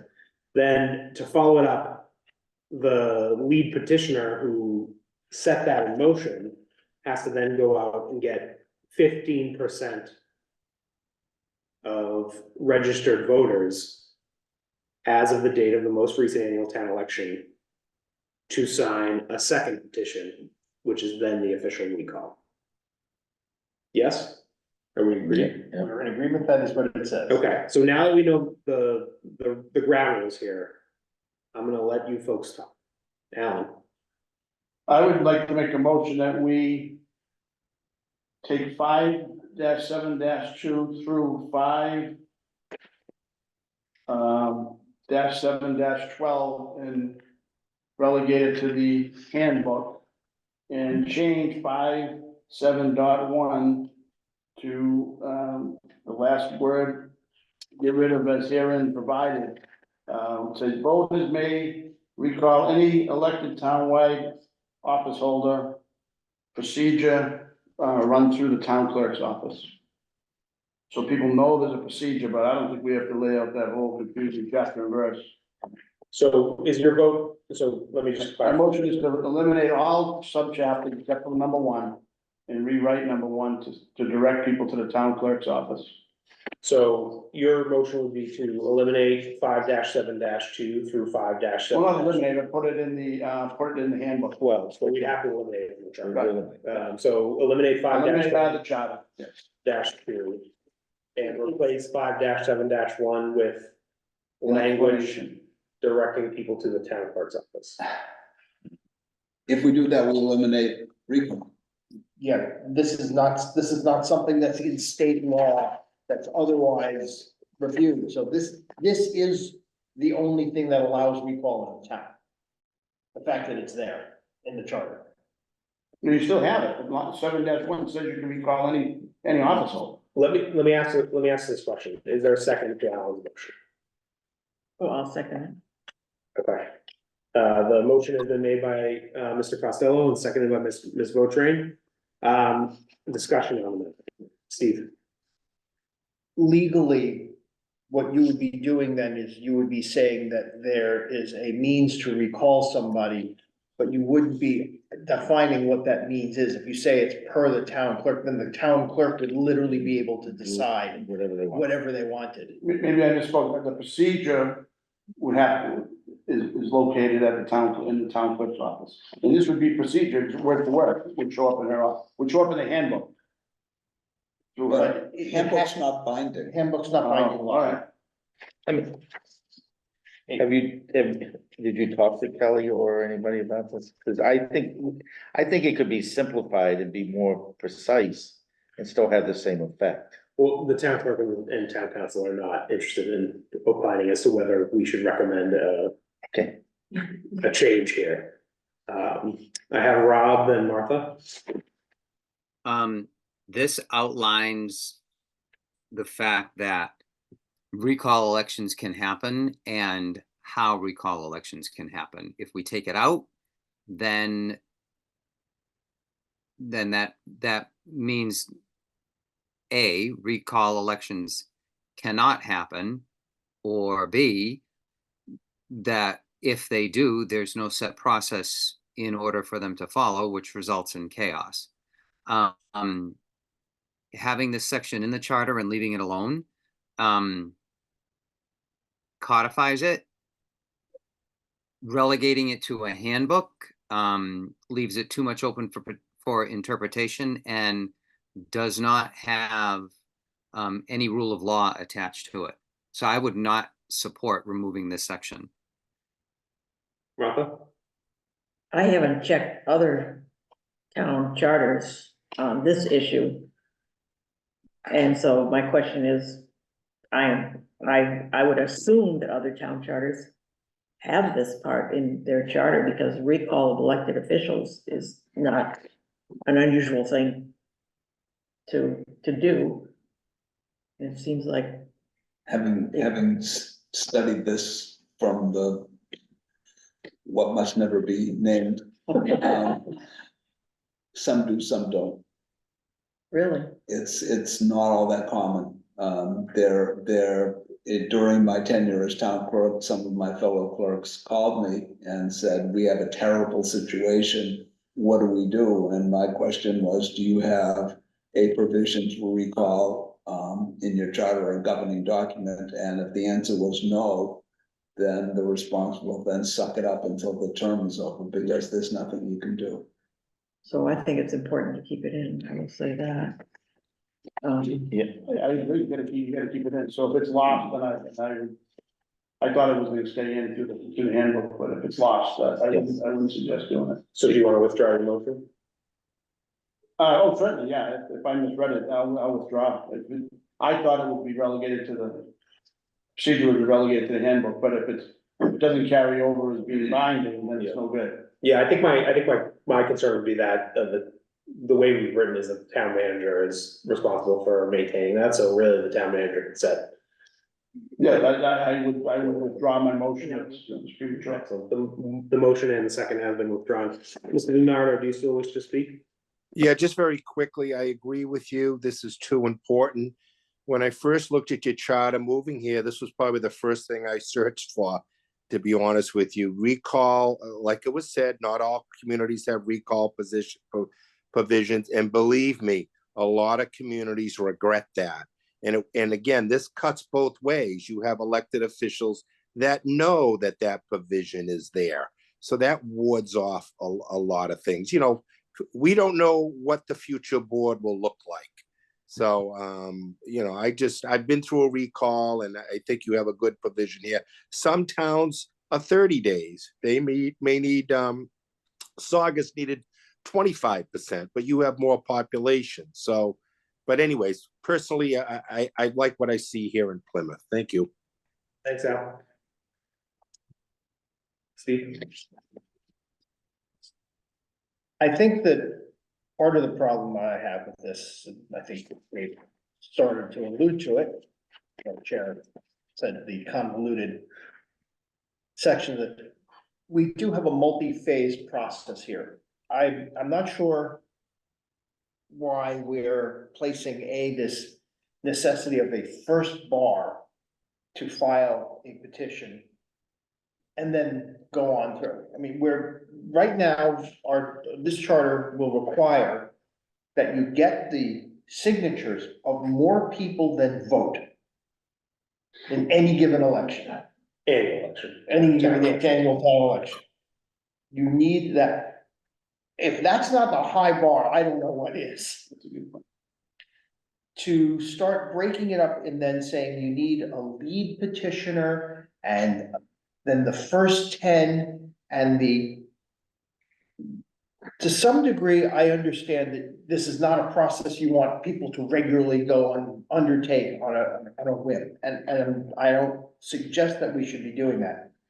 But at the same time, when you say, I want to create a lead petitioner and then the initial 10 and then the 500, and then they get it, and then it starts, the lightning rod that creates on whoever is trying to do this strikes me as being the type of thing that is, it's one thing to create a high bar, it's another thing to create a provision that essentially says, go ahead and do this at your own risk, because I promise you that if you want to take on somebody who's got some support somewhere, whether or not that's warranted or not, whether or not the removal is warranted or not, taking on a public official and doing that, good luck, and I hope you have a really good security system. So that's my concern when I look at this provision. I don't want to make this an easy thing to do because that's something that people will do. If you could do this via Facebook, every town official would regularly be removed. So we're not gonna do that. But I would suggest that we do clean this up to say, okay, someone wants to get, I mean, I still don't understand why you can't photocopy ballots for why are you making it, I've got to keep running into the clerk's office to get a certified stamped version of. If we're gonna verify signatures, we're gonna verify signatures, and that's a lot of signatures to verify already. To have to keep coming in and getting ballots and. So again, from a simple process standpoint, if we can say, look, it's going to be, it has to be done by this, it has to be done by this percentage. Here's how we're gonna, what we're gonna require, and then as far as clerk certifying things, Right, it's not there. yeah. Hang on a second, then Larry, I'll have you on my speakers list, so I'm gonna ask you a question, then I'll turn things over to you, then I'll come to you, Lynn. In your 30 years as town clerk, how many recall elections did you see? One, a select board member who was accused of child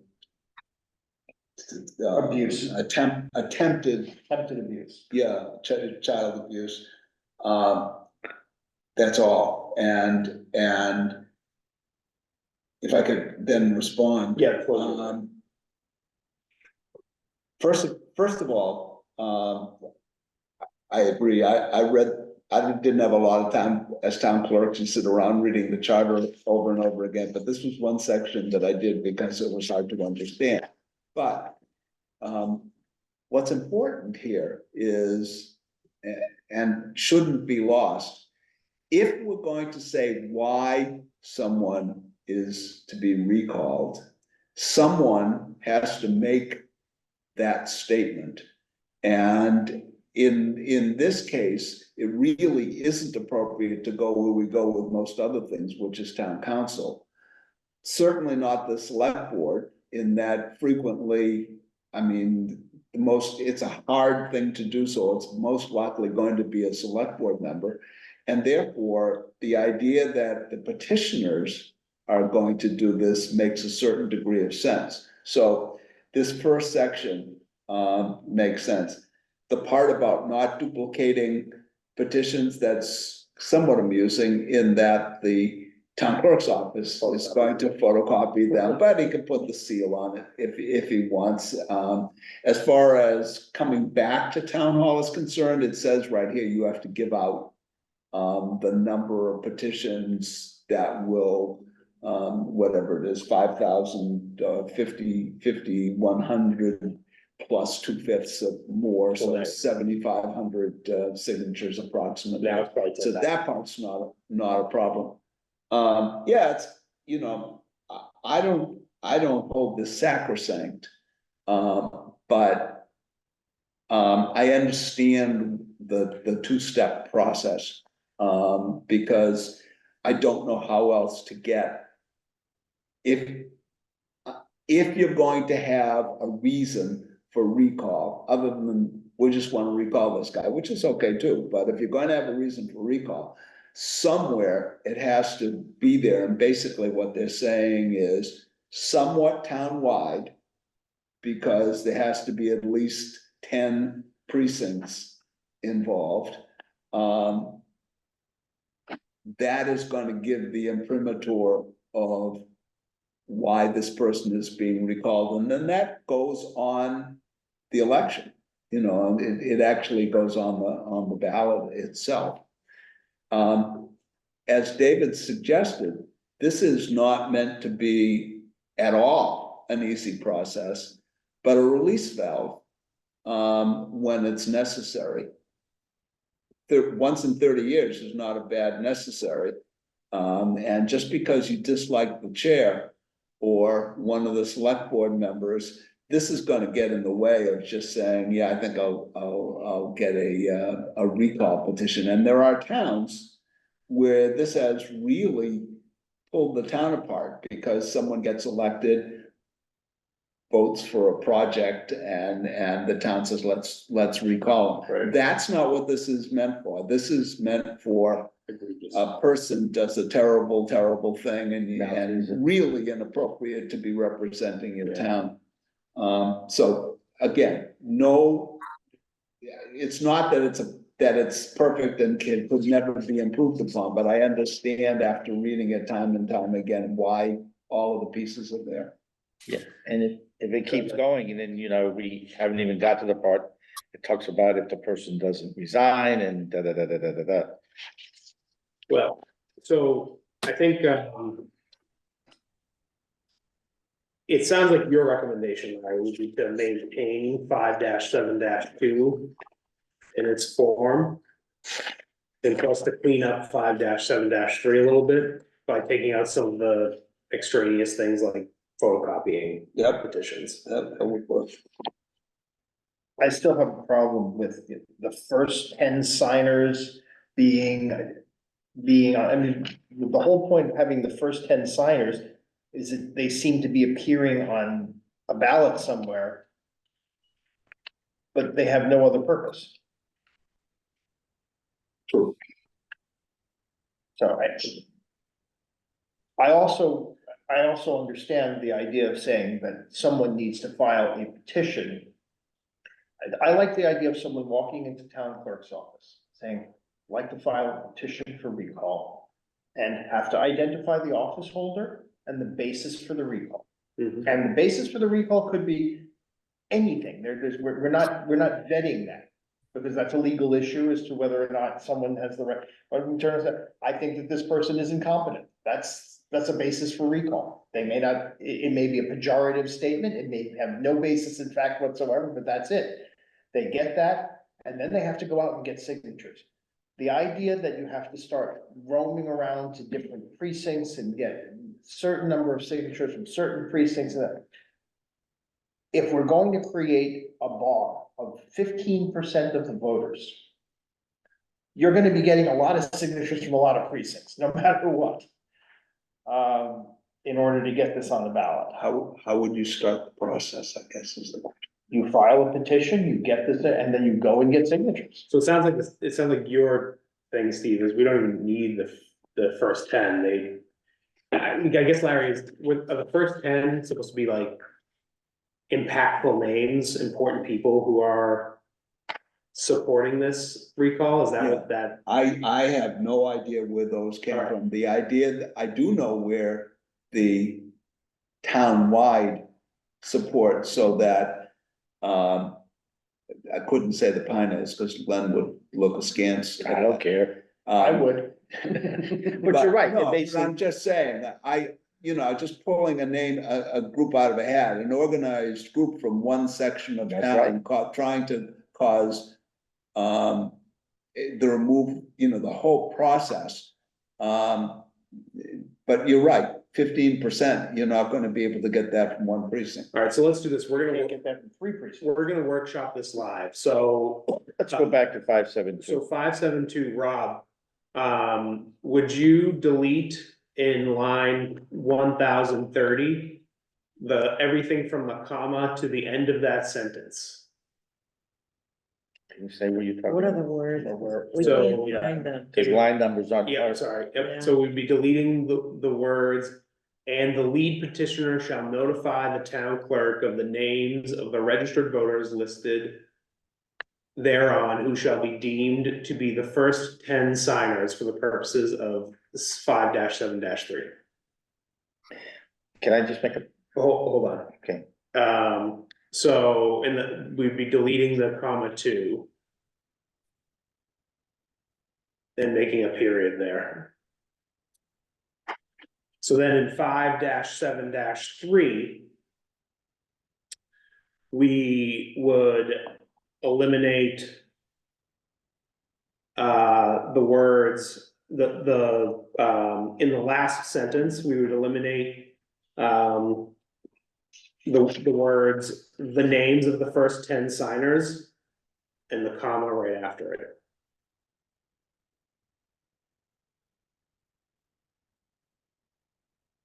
It's line 1040 for you, Rob. So the names of the first 10 signers in the comma, we're gonna take that out. And this is all subject to a vote, but I wanna capture the conversation that we've been discussing.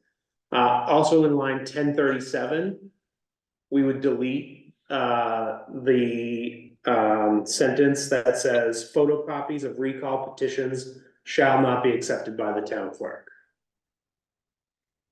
Can I ask why we need the sentence before?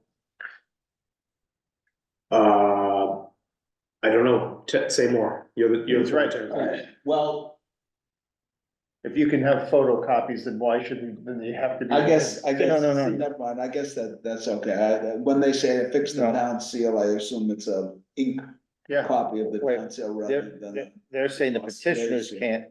can't, the recall petitions have to be the originals. They cannot use, the photocopies of them cannot be given to the town clerk. It's not that she can't have photocopies, it's saying if you're the petitioner, you can't. Right, but I don't see any reason for that. People want. Yeah, I think the photocopies. fact that there's forms available,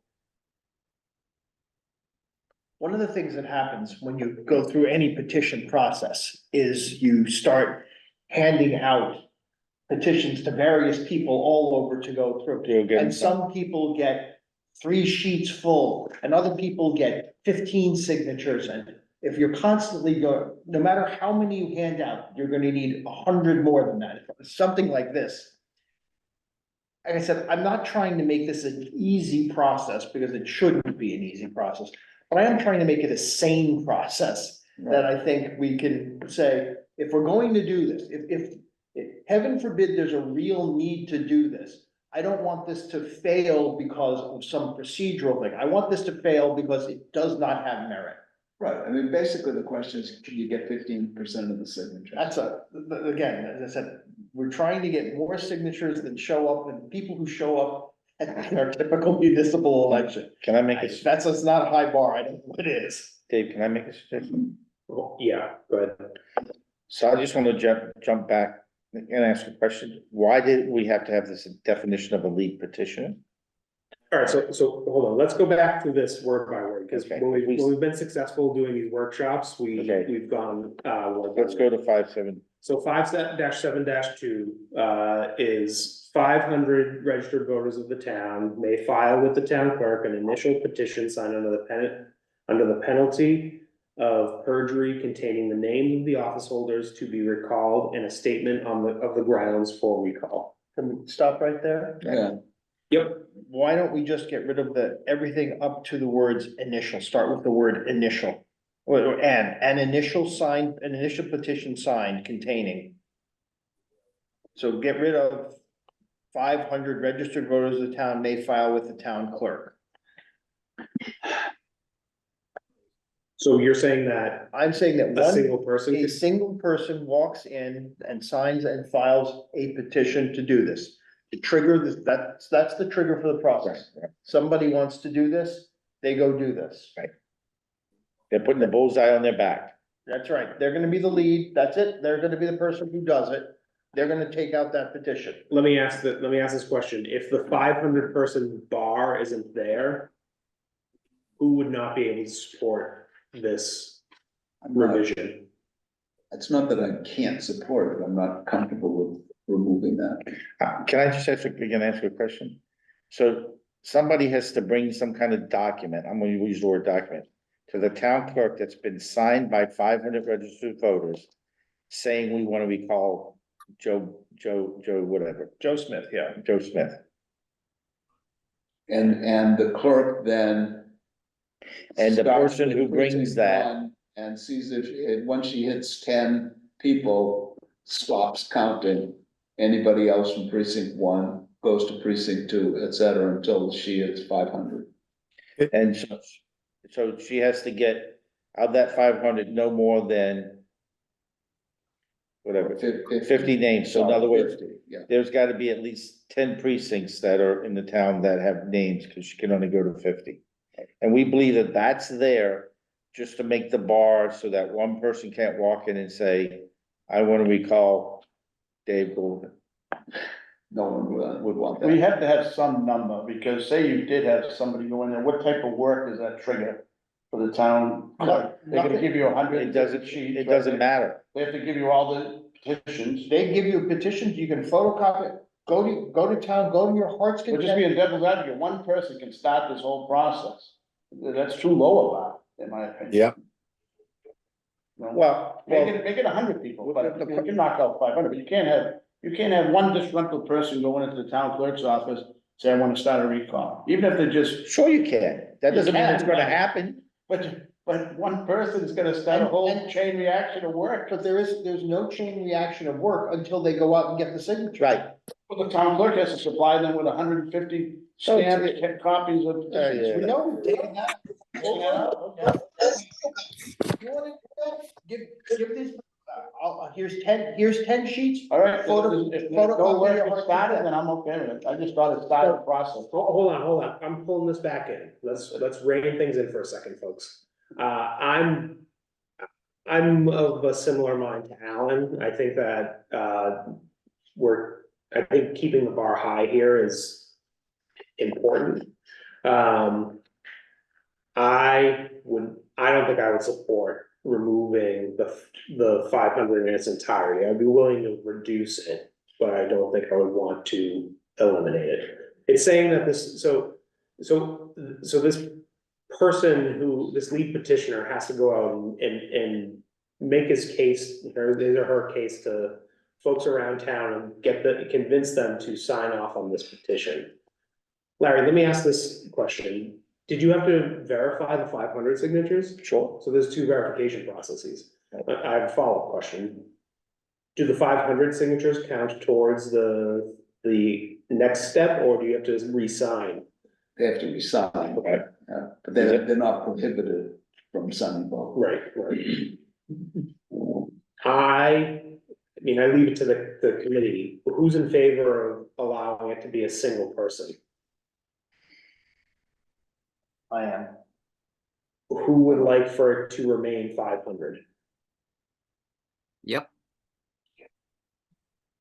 Who would like to see it remain something but in between 500 and more than one? Oh. I didn't think about that. What would be your preference? 250. I'm totally reducing the number. Yeah. All right, I think there's more consensus for reducing the number. Rob, you have your hand up? Yeah, actually, my initial comment stands. I'm not going to support any changes to this. You want to reduce it to 1, you want to reduce it to, you want to reduce it to 250. For me, it doesn't matter. I'm not going to support any changes to this. Okay. Thank you. I do see a member of the public, Mr. Gennaro. Could you unmute yourself and register your Yeah. comment? Yeah, listen, I was a lead in a recall. We recalled 4 sitting selectmen. And I was glad that I had dozens of other people on that position. You don't want the weight of the local government against you. Trust me, they did everything they could to stop us. So I was glad to have multiple people a part of that. A, B, you want a consensus. This is the first step. You want a consensus across town. Is there an appetite for a recall? I mean, that was the next thing. The worst you could do is run a recall and fail. So that first petition gave us the opportunity to say, hey, there's an appetite for this. The citizens want this. You can't recall anyone without the consent of the voters. A couple people brought up, well, we hope we don't recall a selectman. Well, we don't know what the future's going to bring. If we hypothetically had a select board member that convicted of robbing a bank and he or she says, I'm not leaving office, well, that initial petition, you might say, hey, we have 500 signatures. If you don't resign, we're going to proceed with an embarrassing recall. He or she may resign. So that first step is very important, in my opinion. Thank you. Thanks, Al. So I'll say 250 signatures is 5 times the number of signatures required to get yourself on the ballot. Would folks be comfortable with a 250 number? We only need 25? No, 2. 250 times 5, 50 times 250. 50 times 5 is 250. You got that. Sorry, I wasn't doing the math. Rob, can we change in line 1027, 500 to 250, 250? Are we going to, We're gonna vote on the whole entirety. are we going to, could we vote on that? Do you wanna vote on that separate from the rest of it? Certainly a straw, at least a straw poll, not a formal vote, yes. Well, would you be able to support the changes thus far with 250 being the number required to file a petition? Rob, you said no. Other folks in the room, please raise your hand if you could support the amendments thus far with that change. The Which 250. is a 250. 250. Seems like it would pass. I'd like to continue to do this as we have with other workshops. I know we're doing it live in the document, which is different, but I think we should keep going. All right, so so this would read 250 registered voters of the town may file with the town clerk an initial petition signed under the penalty of perjury. Why do you sign it under the penalties Yeah, of perjury? I don't What's understand that what's either. that issue? What are you swearing to? attesting? I would leave that out. I agree. Do other folks care? It's not right, actually, because you're literally not attesting to a fact. You're attesting to an opinion. I want someone removed. Right. That's not an affidavit. That's not a sworn statement. That's an opinion. Rob, can you eliminate the words under the penalty of perjury? Well, I think you have to change the words to the whole thing. No. Just Why does it have to say eliminate it. initial? Why can't it just say a petition containing the names of the officer who sought to I think the be? initial word is designating a separate step from the Right. entirety of Okay. the process. Oh. So signed under the perjury. Word signed as well. Are you planning to change 50 to 25? We'll talk about that, yeah. Well, we'll get to that. Okay. So Signed under the penalty of perjury. I know, but I think it should be signed. Otherwise, we need 500 people to come in and bring their petition, their separate petitions. No, it is gonna be signed. It's still one petition. Yeah, So I think perhaps it should be. I think 5-7-2 should read. An initial petition signed by no fewer than 250 registered voters. Yeah.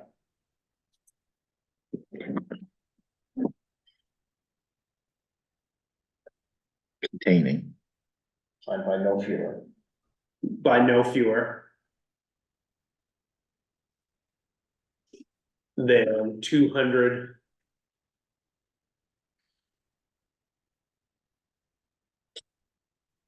voters of the town Registered voter. Yeah. Yes, that's right. 250 registered. may be filed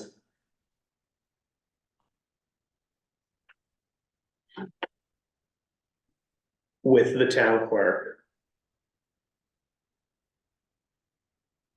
And then delete an initial petition signed. The end of line 1028.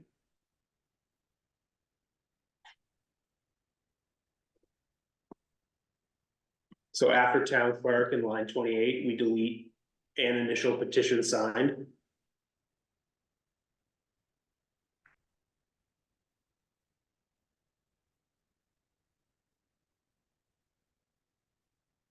Are you frozen, Rob? No, you haven't told me to do anything. I have several times, on line 1028, delete the words "an initial petition signed."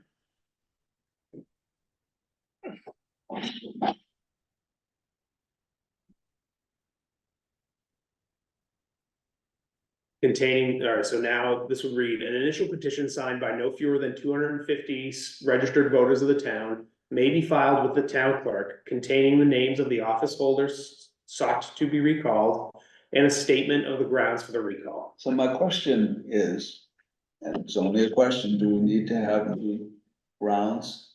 I think that's the critical piece of the step. I think it's there because if people are going to sign on to it, they're gonna want to know what the basis is for removal. You can't just say, I don't like you. Yeah, Well, you can. mostly the reason that people do Yeah, it, you but yeah. can, you can. That Well, could no, be, but I'm just saying to you that that can be the reason, but I think it has to be stated. that was Okay. being sarcastic. Fine, that can absolutely be the reason, but I'm not gonna sign that petition. Well, I try to understand, I was being sarcastic that if you put it on it because I don't like you, then you take that out and stand in front of, Market Basket, you may not get anybody to sign it. So it goes on to say no more than 50 signatures, no more than 50 names shall be counted from any one precinct of the town. Do we want to change that to 25? Yes, please. Alan? I don't care to change it either way, but you gotta change that one word at 1031. You keep saying from, but it's spelled wrong. Yep, I see what you're saying. Yep. I'm partially dyslexic, so No, it's not your fault, it's right like that. I will always read She's form. driving you crazy, isn't that? I read words in context. I can read those words that are like, those word puzzles that are backwards. So Rob, can we change 50 to 25, please?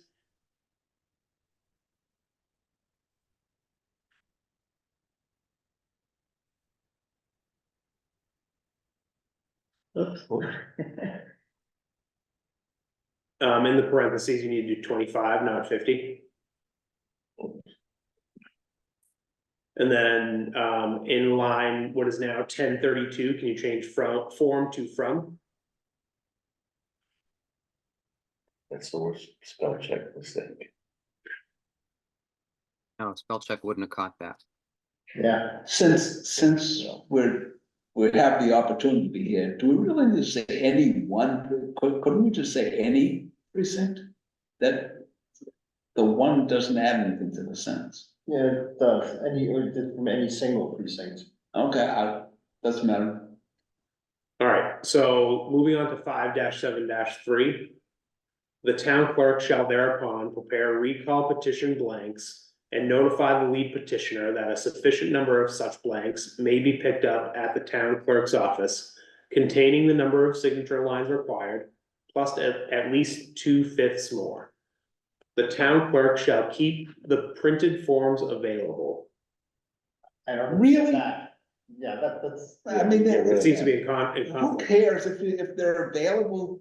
To create them, Yeah, if they need, someone shows up. Can we delete that sentence, Rob, that ends at line 1037 and continues on 1038, the words, "The town clerk shall keep these printed forms available"? So maybe I wasn't paying attention, so we have deleted the need to get an official petition from the town clerk's office earlier tonight. No. No, So why would we get rid of?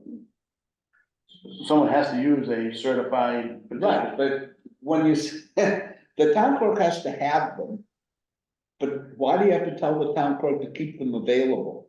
She's gonna print them out, it's a Yeah, form. she can create, as long as it says that the town clerk shall prepare recall petition blanks. Yeah, It should be done. Just in the interest of time, and you're under the time crunch, and you're not gonna have to wait for town hall to get them, as long as you feel that they're readily available once you ask for them. It's a wonderful world out there with Xerox machines. I understand, but I'm just saying, if it's a delay, someone's gonna get upset. I think that there'll be plenty of time to prepare those as you're still going forward and verifying 250 signatures. yeah. I understand it, but I'm just saying, you don't want it to be a hiccup that someone says, I understand. if you come in Friday, we'll have the paperwork for you, you lose 2 days, 3 days, that's all I'm saying. The All right, go town- ahead, I'm sorry, I'm good. No worries. The town clerk shall sign and affix the official seal to the recall petition blanks that are issued. No problems, Larry? No, The recall petition blanks shall be dated and addressed to the select board demanding the election of a successor to such office. I'm gonna keep going unless someone interrupts me. When is that? What part of the process is that? That's actually, So this so is the actual the recall. recall, the petition will say, we hereby demand this election of succession. Dear select board, we hereby demand the election of successor to this individual at this office. Right. So that's just sort of the language of the form. The recall petition blanks shall contain the number of recall petitions issued, the name and office of the office holder whose recall is sought, and the grounds for the recall as stated in the initial petition. can I ask why, Yeah. beginning of that sentence, the recall petition blank shall contain the number of recall petitions issued? I'm fine deleting that. And In line 1042, please delete the number of recall petitions issued and the comma that follows it. Thank you. All Are you right, going on, are you going on to 574? yep. The town clerk shall enter a copy of the recall petition in the town records. The recall petition shall bear the signatures and addresses of at least 15% of the registered voters as of the date of the most recent town election, and shall be returned to the town clerk within 20 business days after the notification to the lead petitioner of the availability of the recall petitions. All completed, all completed recall petitions containing the signatures requesting a recall election need not be submitted simultaneously. What does the first sentence mean? The town clerk shall enter a copy of the recall petition in the town records. What did you do to satisfy that when you had the recall? Aren't the petitions themselves the records of the town? I guess we can leave it in, there's no specific, that's not a specific process, but, Isn't the town clerk required to keep, election records for a certain period of time? Forever, right? So we don't need that. This is an election record, right? yeah, but it's a different kind of election, because all the other elections are created by warrant. Mhm. And this one is evidently, this is to replace the warrant, so. All right, that makes sense. Never mind. The recall, so I guess the question here is, do we wanna do anything about the 15% or the 20 days? Let's start with the 15%. Is there any appetite to lower the bar for the number of signatures to be obtained? How much would 15% be? 15%, there are 51,000 51,000. voters, so 7,500.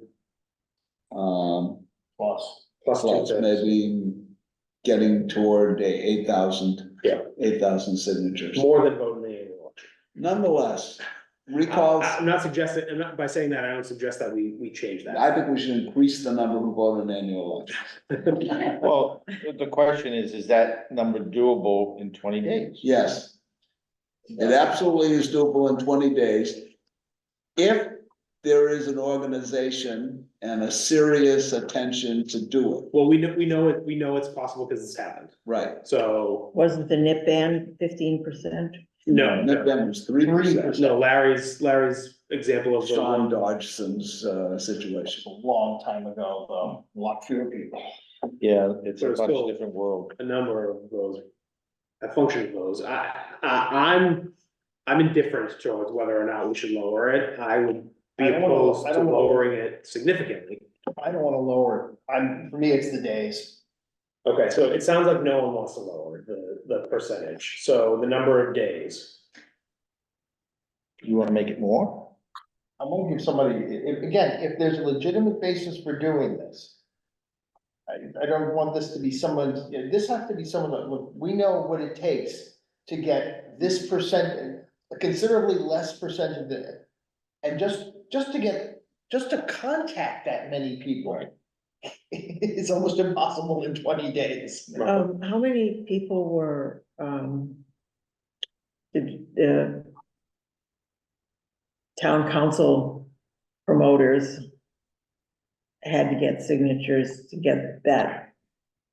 On the ballot. The charter ballot Yeah, question? the charter That was commission. 15% of it, with the. Was it with the 15%? 40,000, No, you mean for the commission. For the Right. It's the commission. To get the question on A the lot ballot. less than- Is it 7%? It was like 2,000 and something. Oh, no, we turned in 7,500 anyway, Yeah, that's what I thought. I remember that number, and that was, but I I don't know what percentage. think it was 50, pretty sure it was 15%. Well, I mean, this is, It took, and that. Why do you have They to had have to hire 8 days at all, Steve, to your point, why, if you, if it takes you 10, 20 days, it takes you 2 months to get the recall, why do you have to have a date limitation?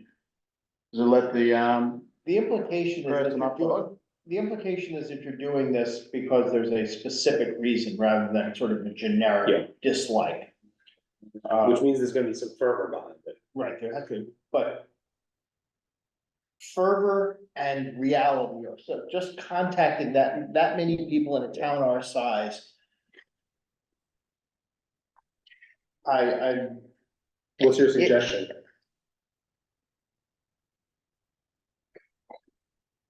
In 30 days? it was between 30 and 45. yeah, I could, here's, 30. well, hang on. This is not something that should be done lightly. And it appears that there's a lot of barriers for it to be done effectively. Meaning that you're taking some people that have a real concern, whatever the reason is, and you're making them jump through hoops. And the hoops are to benefit the person, in my opinion, the hoops are benefiting the person you're trying to get out of office. Right. It's not helping the people who want them. The electorate will decide. So putting in these hoops to make it all the responsibility on the person wanting to do it. If it's a political vendetta thing, it's gonna be a political vendetta thing, no matter how many days or what percentage you put, it's gonna happen.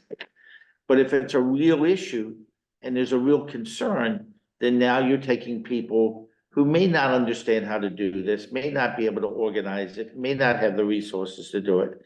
And you're making them all of a sudden put everything they're doing in their life on hold and go do that. Yeah, Yes, yes. that should happen. Agreed, and it's. But at the same time, you have the person that's being the focus of this doesn't have to do that. But the person who's being the focus of this got elected. Right. At a town. They election. already had to go. And that's serious business, and that's, if that teaches the population of the town to pay attention to their election, then good for us. Yeah. I think I would go with 30 days. I think the 15%, while it seems like a large number, that's the real burden. But doing that in 20 days may be a tough things to do, because what I'm reading here is they have to have them all turned in with 20 days, but they can turn them in as they fill them out. They don't have to wait till the very last minute and turn them in. How many would leave it as 30 days? I mean, sorry, it's 20 days. I'm willing to go to 30. Yeah, me too. All right. How many are open to 30 days? All right, can you change 20 days to 30 days, Rob? Please and thank you. It's like a month and a half. Yes. 30 days is a month. Oh, ooh, It says business days. 20 business days is a full month. Say business days? It doesn't, what It does does it say? anyway, It the does say front, business days. it's days here. Well, yeah, that's, I was gonna say that. There's a lot of places where it just says days, another place, I asked that before, is it business Oh, days? no, it's days is calendar days unless specified. otherwise. Right. Well, that's what I mean. Some places it's days, and other places it's But business that's days. what, that's. But it's in the I'm going definition. to, I'd like to change sorry, 20 business It's days a long time. is I plenty, that's 4 weeks. would withdraw my If you do support. that, if you do that during A month. holiday period, then. Yeah. Yeah, I mean, that, Business days. Aren't there definitions in here? Not for business. so Yes, there are. Yes, Days there are. days. Days is calendar Like- days unless. unless otherwise specified. Shall refer to business days, not including Saturday, Sunday, legal holidays. Is that what it says about days? It's like right in the charter. Yeah. So. So business is redundant. So I am not in favor of 30 days, Right. 30 business days. I think that's too long. We'll make it 30 calendar days. I think we should do 30 calendar days. 30 days unless otherwise specified. 30, sorry, it's 20 business days unless otherwise specified, so. So you wanna make it 30 count? Which is essentially the same thing. calendar days versus 20 business days. Yeah, that's fine. No, 30 calendar days, I think it's fine. But the collecting of signatures is just not business days. Oh, yeah, you can do it any day you want. That's right. So you do get those, by giving them 30 calendar days, they get to use another extra 2 days. Yeah, you catch 2 days. Right. All right, so I think I'd like to vote on what we've done so far, because I think this is really, up to where we've gone, has described how to get the Okay, hang on. recall. Hang on a second, Dave. Let me show you guys what you've done. Let's see.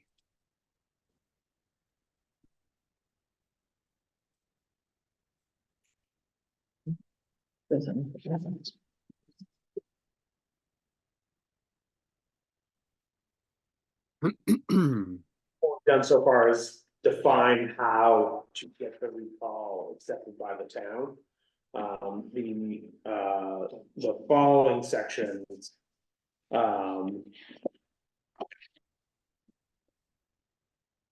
Then talk about.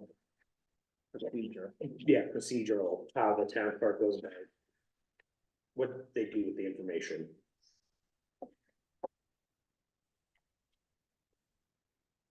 All right.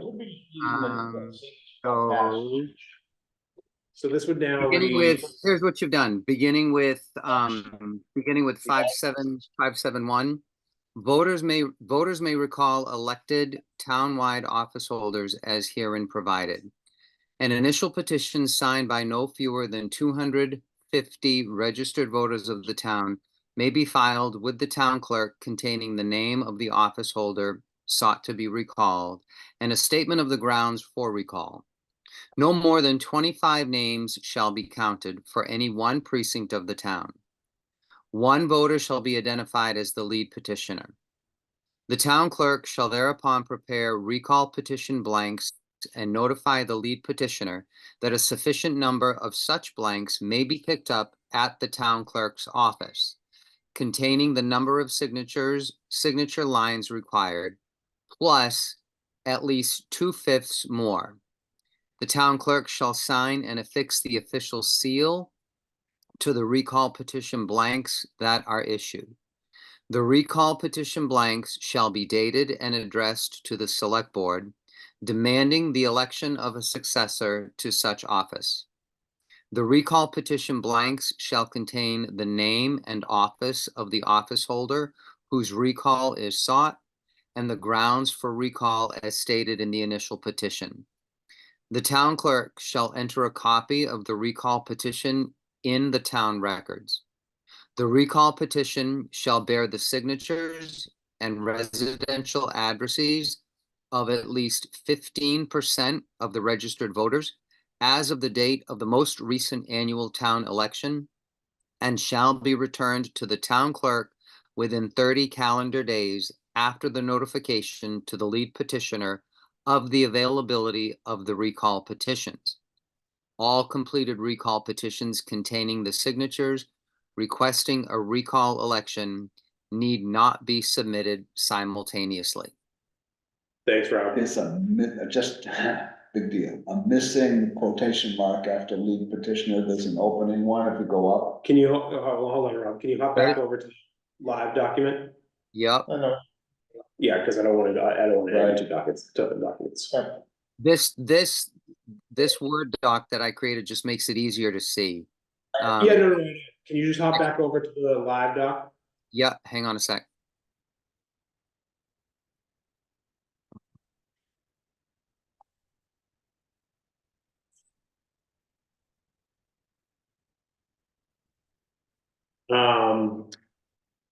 On what is Yeah. You here limited that on line 10-32, can you put the close quotation mark at the end of petitioner? 1032. The very last word in the sentence needs a close. It's there. It's there. No, it's not. You eliminated it. It's deleted. Oh.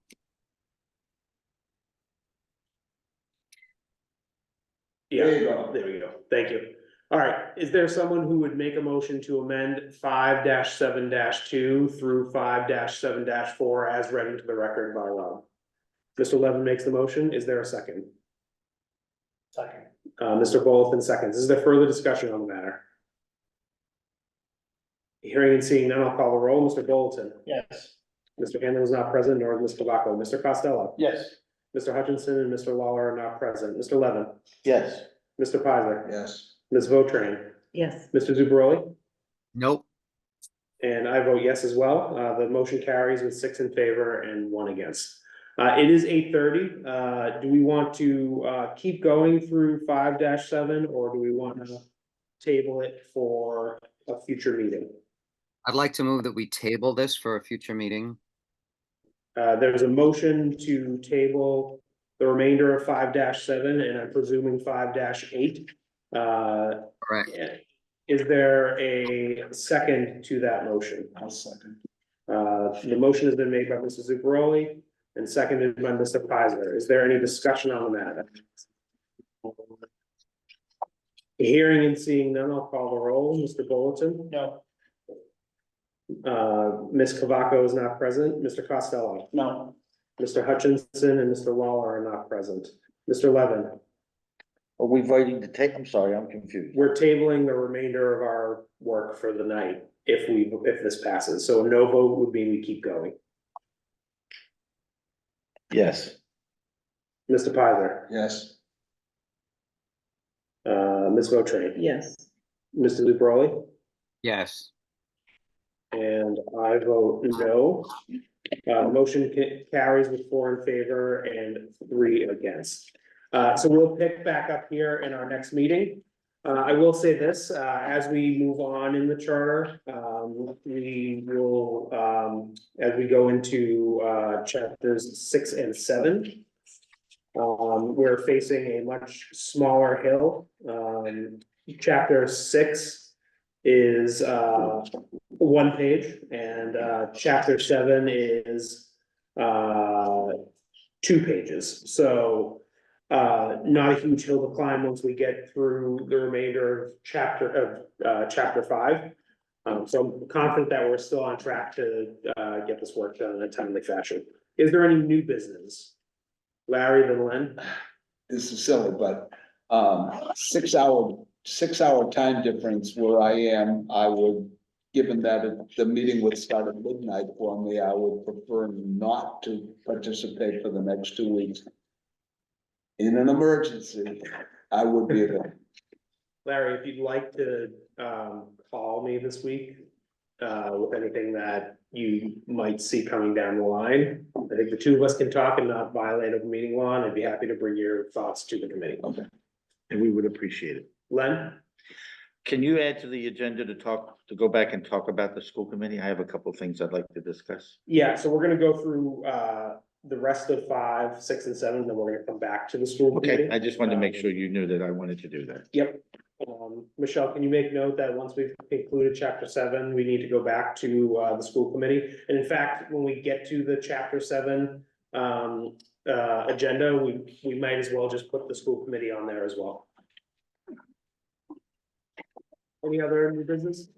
So I am, wondering if at some time we're gonna talk about the rest of our time frame, and I am interested in leaving enough time for us as a committee to review everything when we finish the first draft, look through it. Yep. And I also have some, well, we haven't discussed everything. There are places that we have yet to cover in the back, so, or in the front, we have to go back to. So, Yeah, we did build into our schedule that we would do a full review of what we've done, so. right, but even before we get to that, there are, like, we haven't talked about open space and LUAC. Yep. And, a number of others. Yep. So, okay. In case, Mr. Levin or Ms. Botrain, or perhaps someone else who was elected to a position that met on Tuesday evenings, I think we should understand that we should make ourselves available for a different evening once that happened. Yes, I will address that in a future meeting. Thank you. Thank you. I do have some old business. Does anyone else have old business? That's in May. Excellent. I did sit with town council and the town clerk regarding our outstanding questions from chapter 4. So on the question of whether or not Concom can have an associate member, the opinion is that Concom size is set by state statute. So we believe that adding an associate member would be inappropriate. On whether or not the town manager should be appointing Concom members versus the select board. This question stemmed from MGL 40, section 8C, which says in part that in towns, they shall be appointed by the selectmen, excepting towns that have a manager form of government, in which towns appointments shall be made by the town manager, subject to the approval of the selectmen. The opinion is that the manager in the town of Plymouth can appoint according, as described in Mass General Law, but our charter has designated the select board, so it's appropriate that the select board is appointing currently. Additionally, Mass General Law does not provide a definition for a manager form of government, as it does with other forms of government, and therefore it would muddy the waters if we made changes to that section. As part of our review of the review, we can certainly revisit that, but I'm suggesting that the Concom section shouldn't be edited further based on those 2 items. Again, as part of the review of the review, we can revisit that, but that's the opinions that have been rendered. Section 4-1-1 of the charter is concerning the election of officers after the enactment of the charter. This was the very muddy language about how the town was to elect boards in the aftermath of the effective date of the charter. The opinion was that this section should be left alone. Practically speaking, it refers to the first election after we decided to bound ourselves by this charter, by a charter. It would be disruptive and potentially illegal for us to have to hold such elections anytime that any edits are made to the charter. So the town council's opinion is that this is not necessary for us to review. Section 4-1-2 contains a provision for the election of town meeting members. We can certainly eliminate that sentence, but it's not necessary. I'm gonna suggest that we move on from it, so that we're not, belaboring ourselves. And then lastly, section 4-1-3, we had a discussion as to whether or not, it was covered by state ethics. This is in regards to, members of elected boards accepting positions of employment at the town. I did speak with the State Ethics Commission. There is nothing in state ethics that prohibits someone from going to work from the town, to work for the town from an elected position. Instead, the guidance is there to provide a prohibition on an elected official leaving the town and then representing someone to the town. As an example, an elected planning board member could not review a project, then leave the planning board. I'm sorry, I'm not picking on the planning board, but they could not sit on the planning board, review a project, subsequently leave the planning board, go work for the developer who presented that project, and then represent to the town on that project. So our opinion is that we can either leave this as is or strengthen it. The way that we would strengthen it would be to provide that no member of an elected board could work for the town at all. Whereas right now it just says you can't work for the town department under which that board operates. So as following the planning board example, a planning board member couldn't leave the planning board and work for the planning department within 1 year of having left. So if we do nothing, that'll stay as is. If we strengthen it, that planning board member could then not work for the council, could work for the Center for Active Living. I think that unnecessarily eliminates people from being considered for positions, so I would suggest we just move on from chapter 4. Alan? I apologize, I wasn't here, or I didn't listen, would that take, into consideration a contractor? Snow and ice removal from a town meeting member, does that mean I cannot be a contractor to the town? No, so like you you're saying, could you be a planning board member and still do snow and ice removal? Yeah, any, I thought you said any elected position. Yeah, so there are no boards or there are no elected boards that operate under DPW, right? Yeah, no, so that So would, town meeting member, well, town meeting is separate, it's completely exempt from this. okay, all right. Yeah, No, I just worried when I was by myself in that particular case, not. Yeah. again, I'm not doing it today, but we set up to do it you haven't been next season. doing it for quite some time. So are folks comfortable with us moving on from chapter 4, closing out those questions? Yeah. Good, very good. All right, that's all the old business I have. I will let Kate know that we have concluded our review of chapter 4, and that we're very near the conclusion of chapter 5. Unless there's other new or old business, I'll call the meeting adjourned. So be it. Thank you, folks. Thank you. Step one, you read the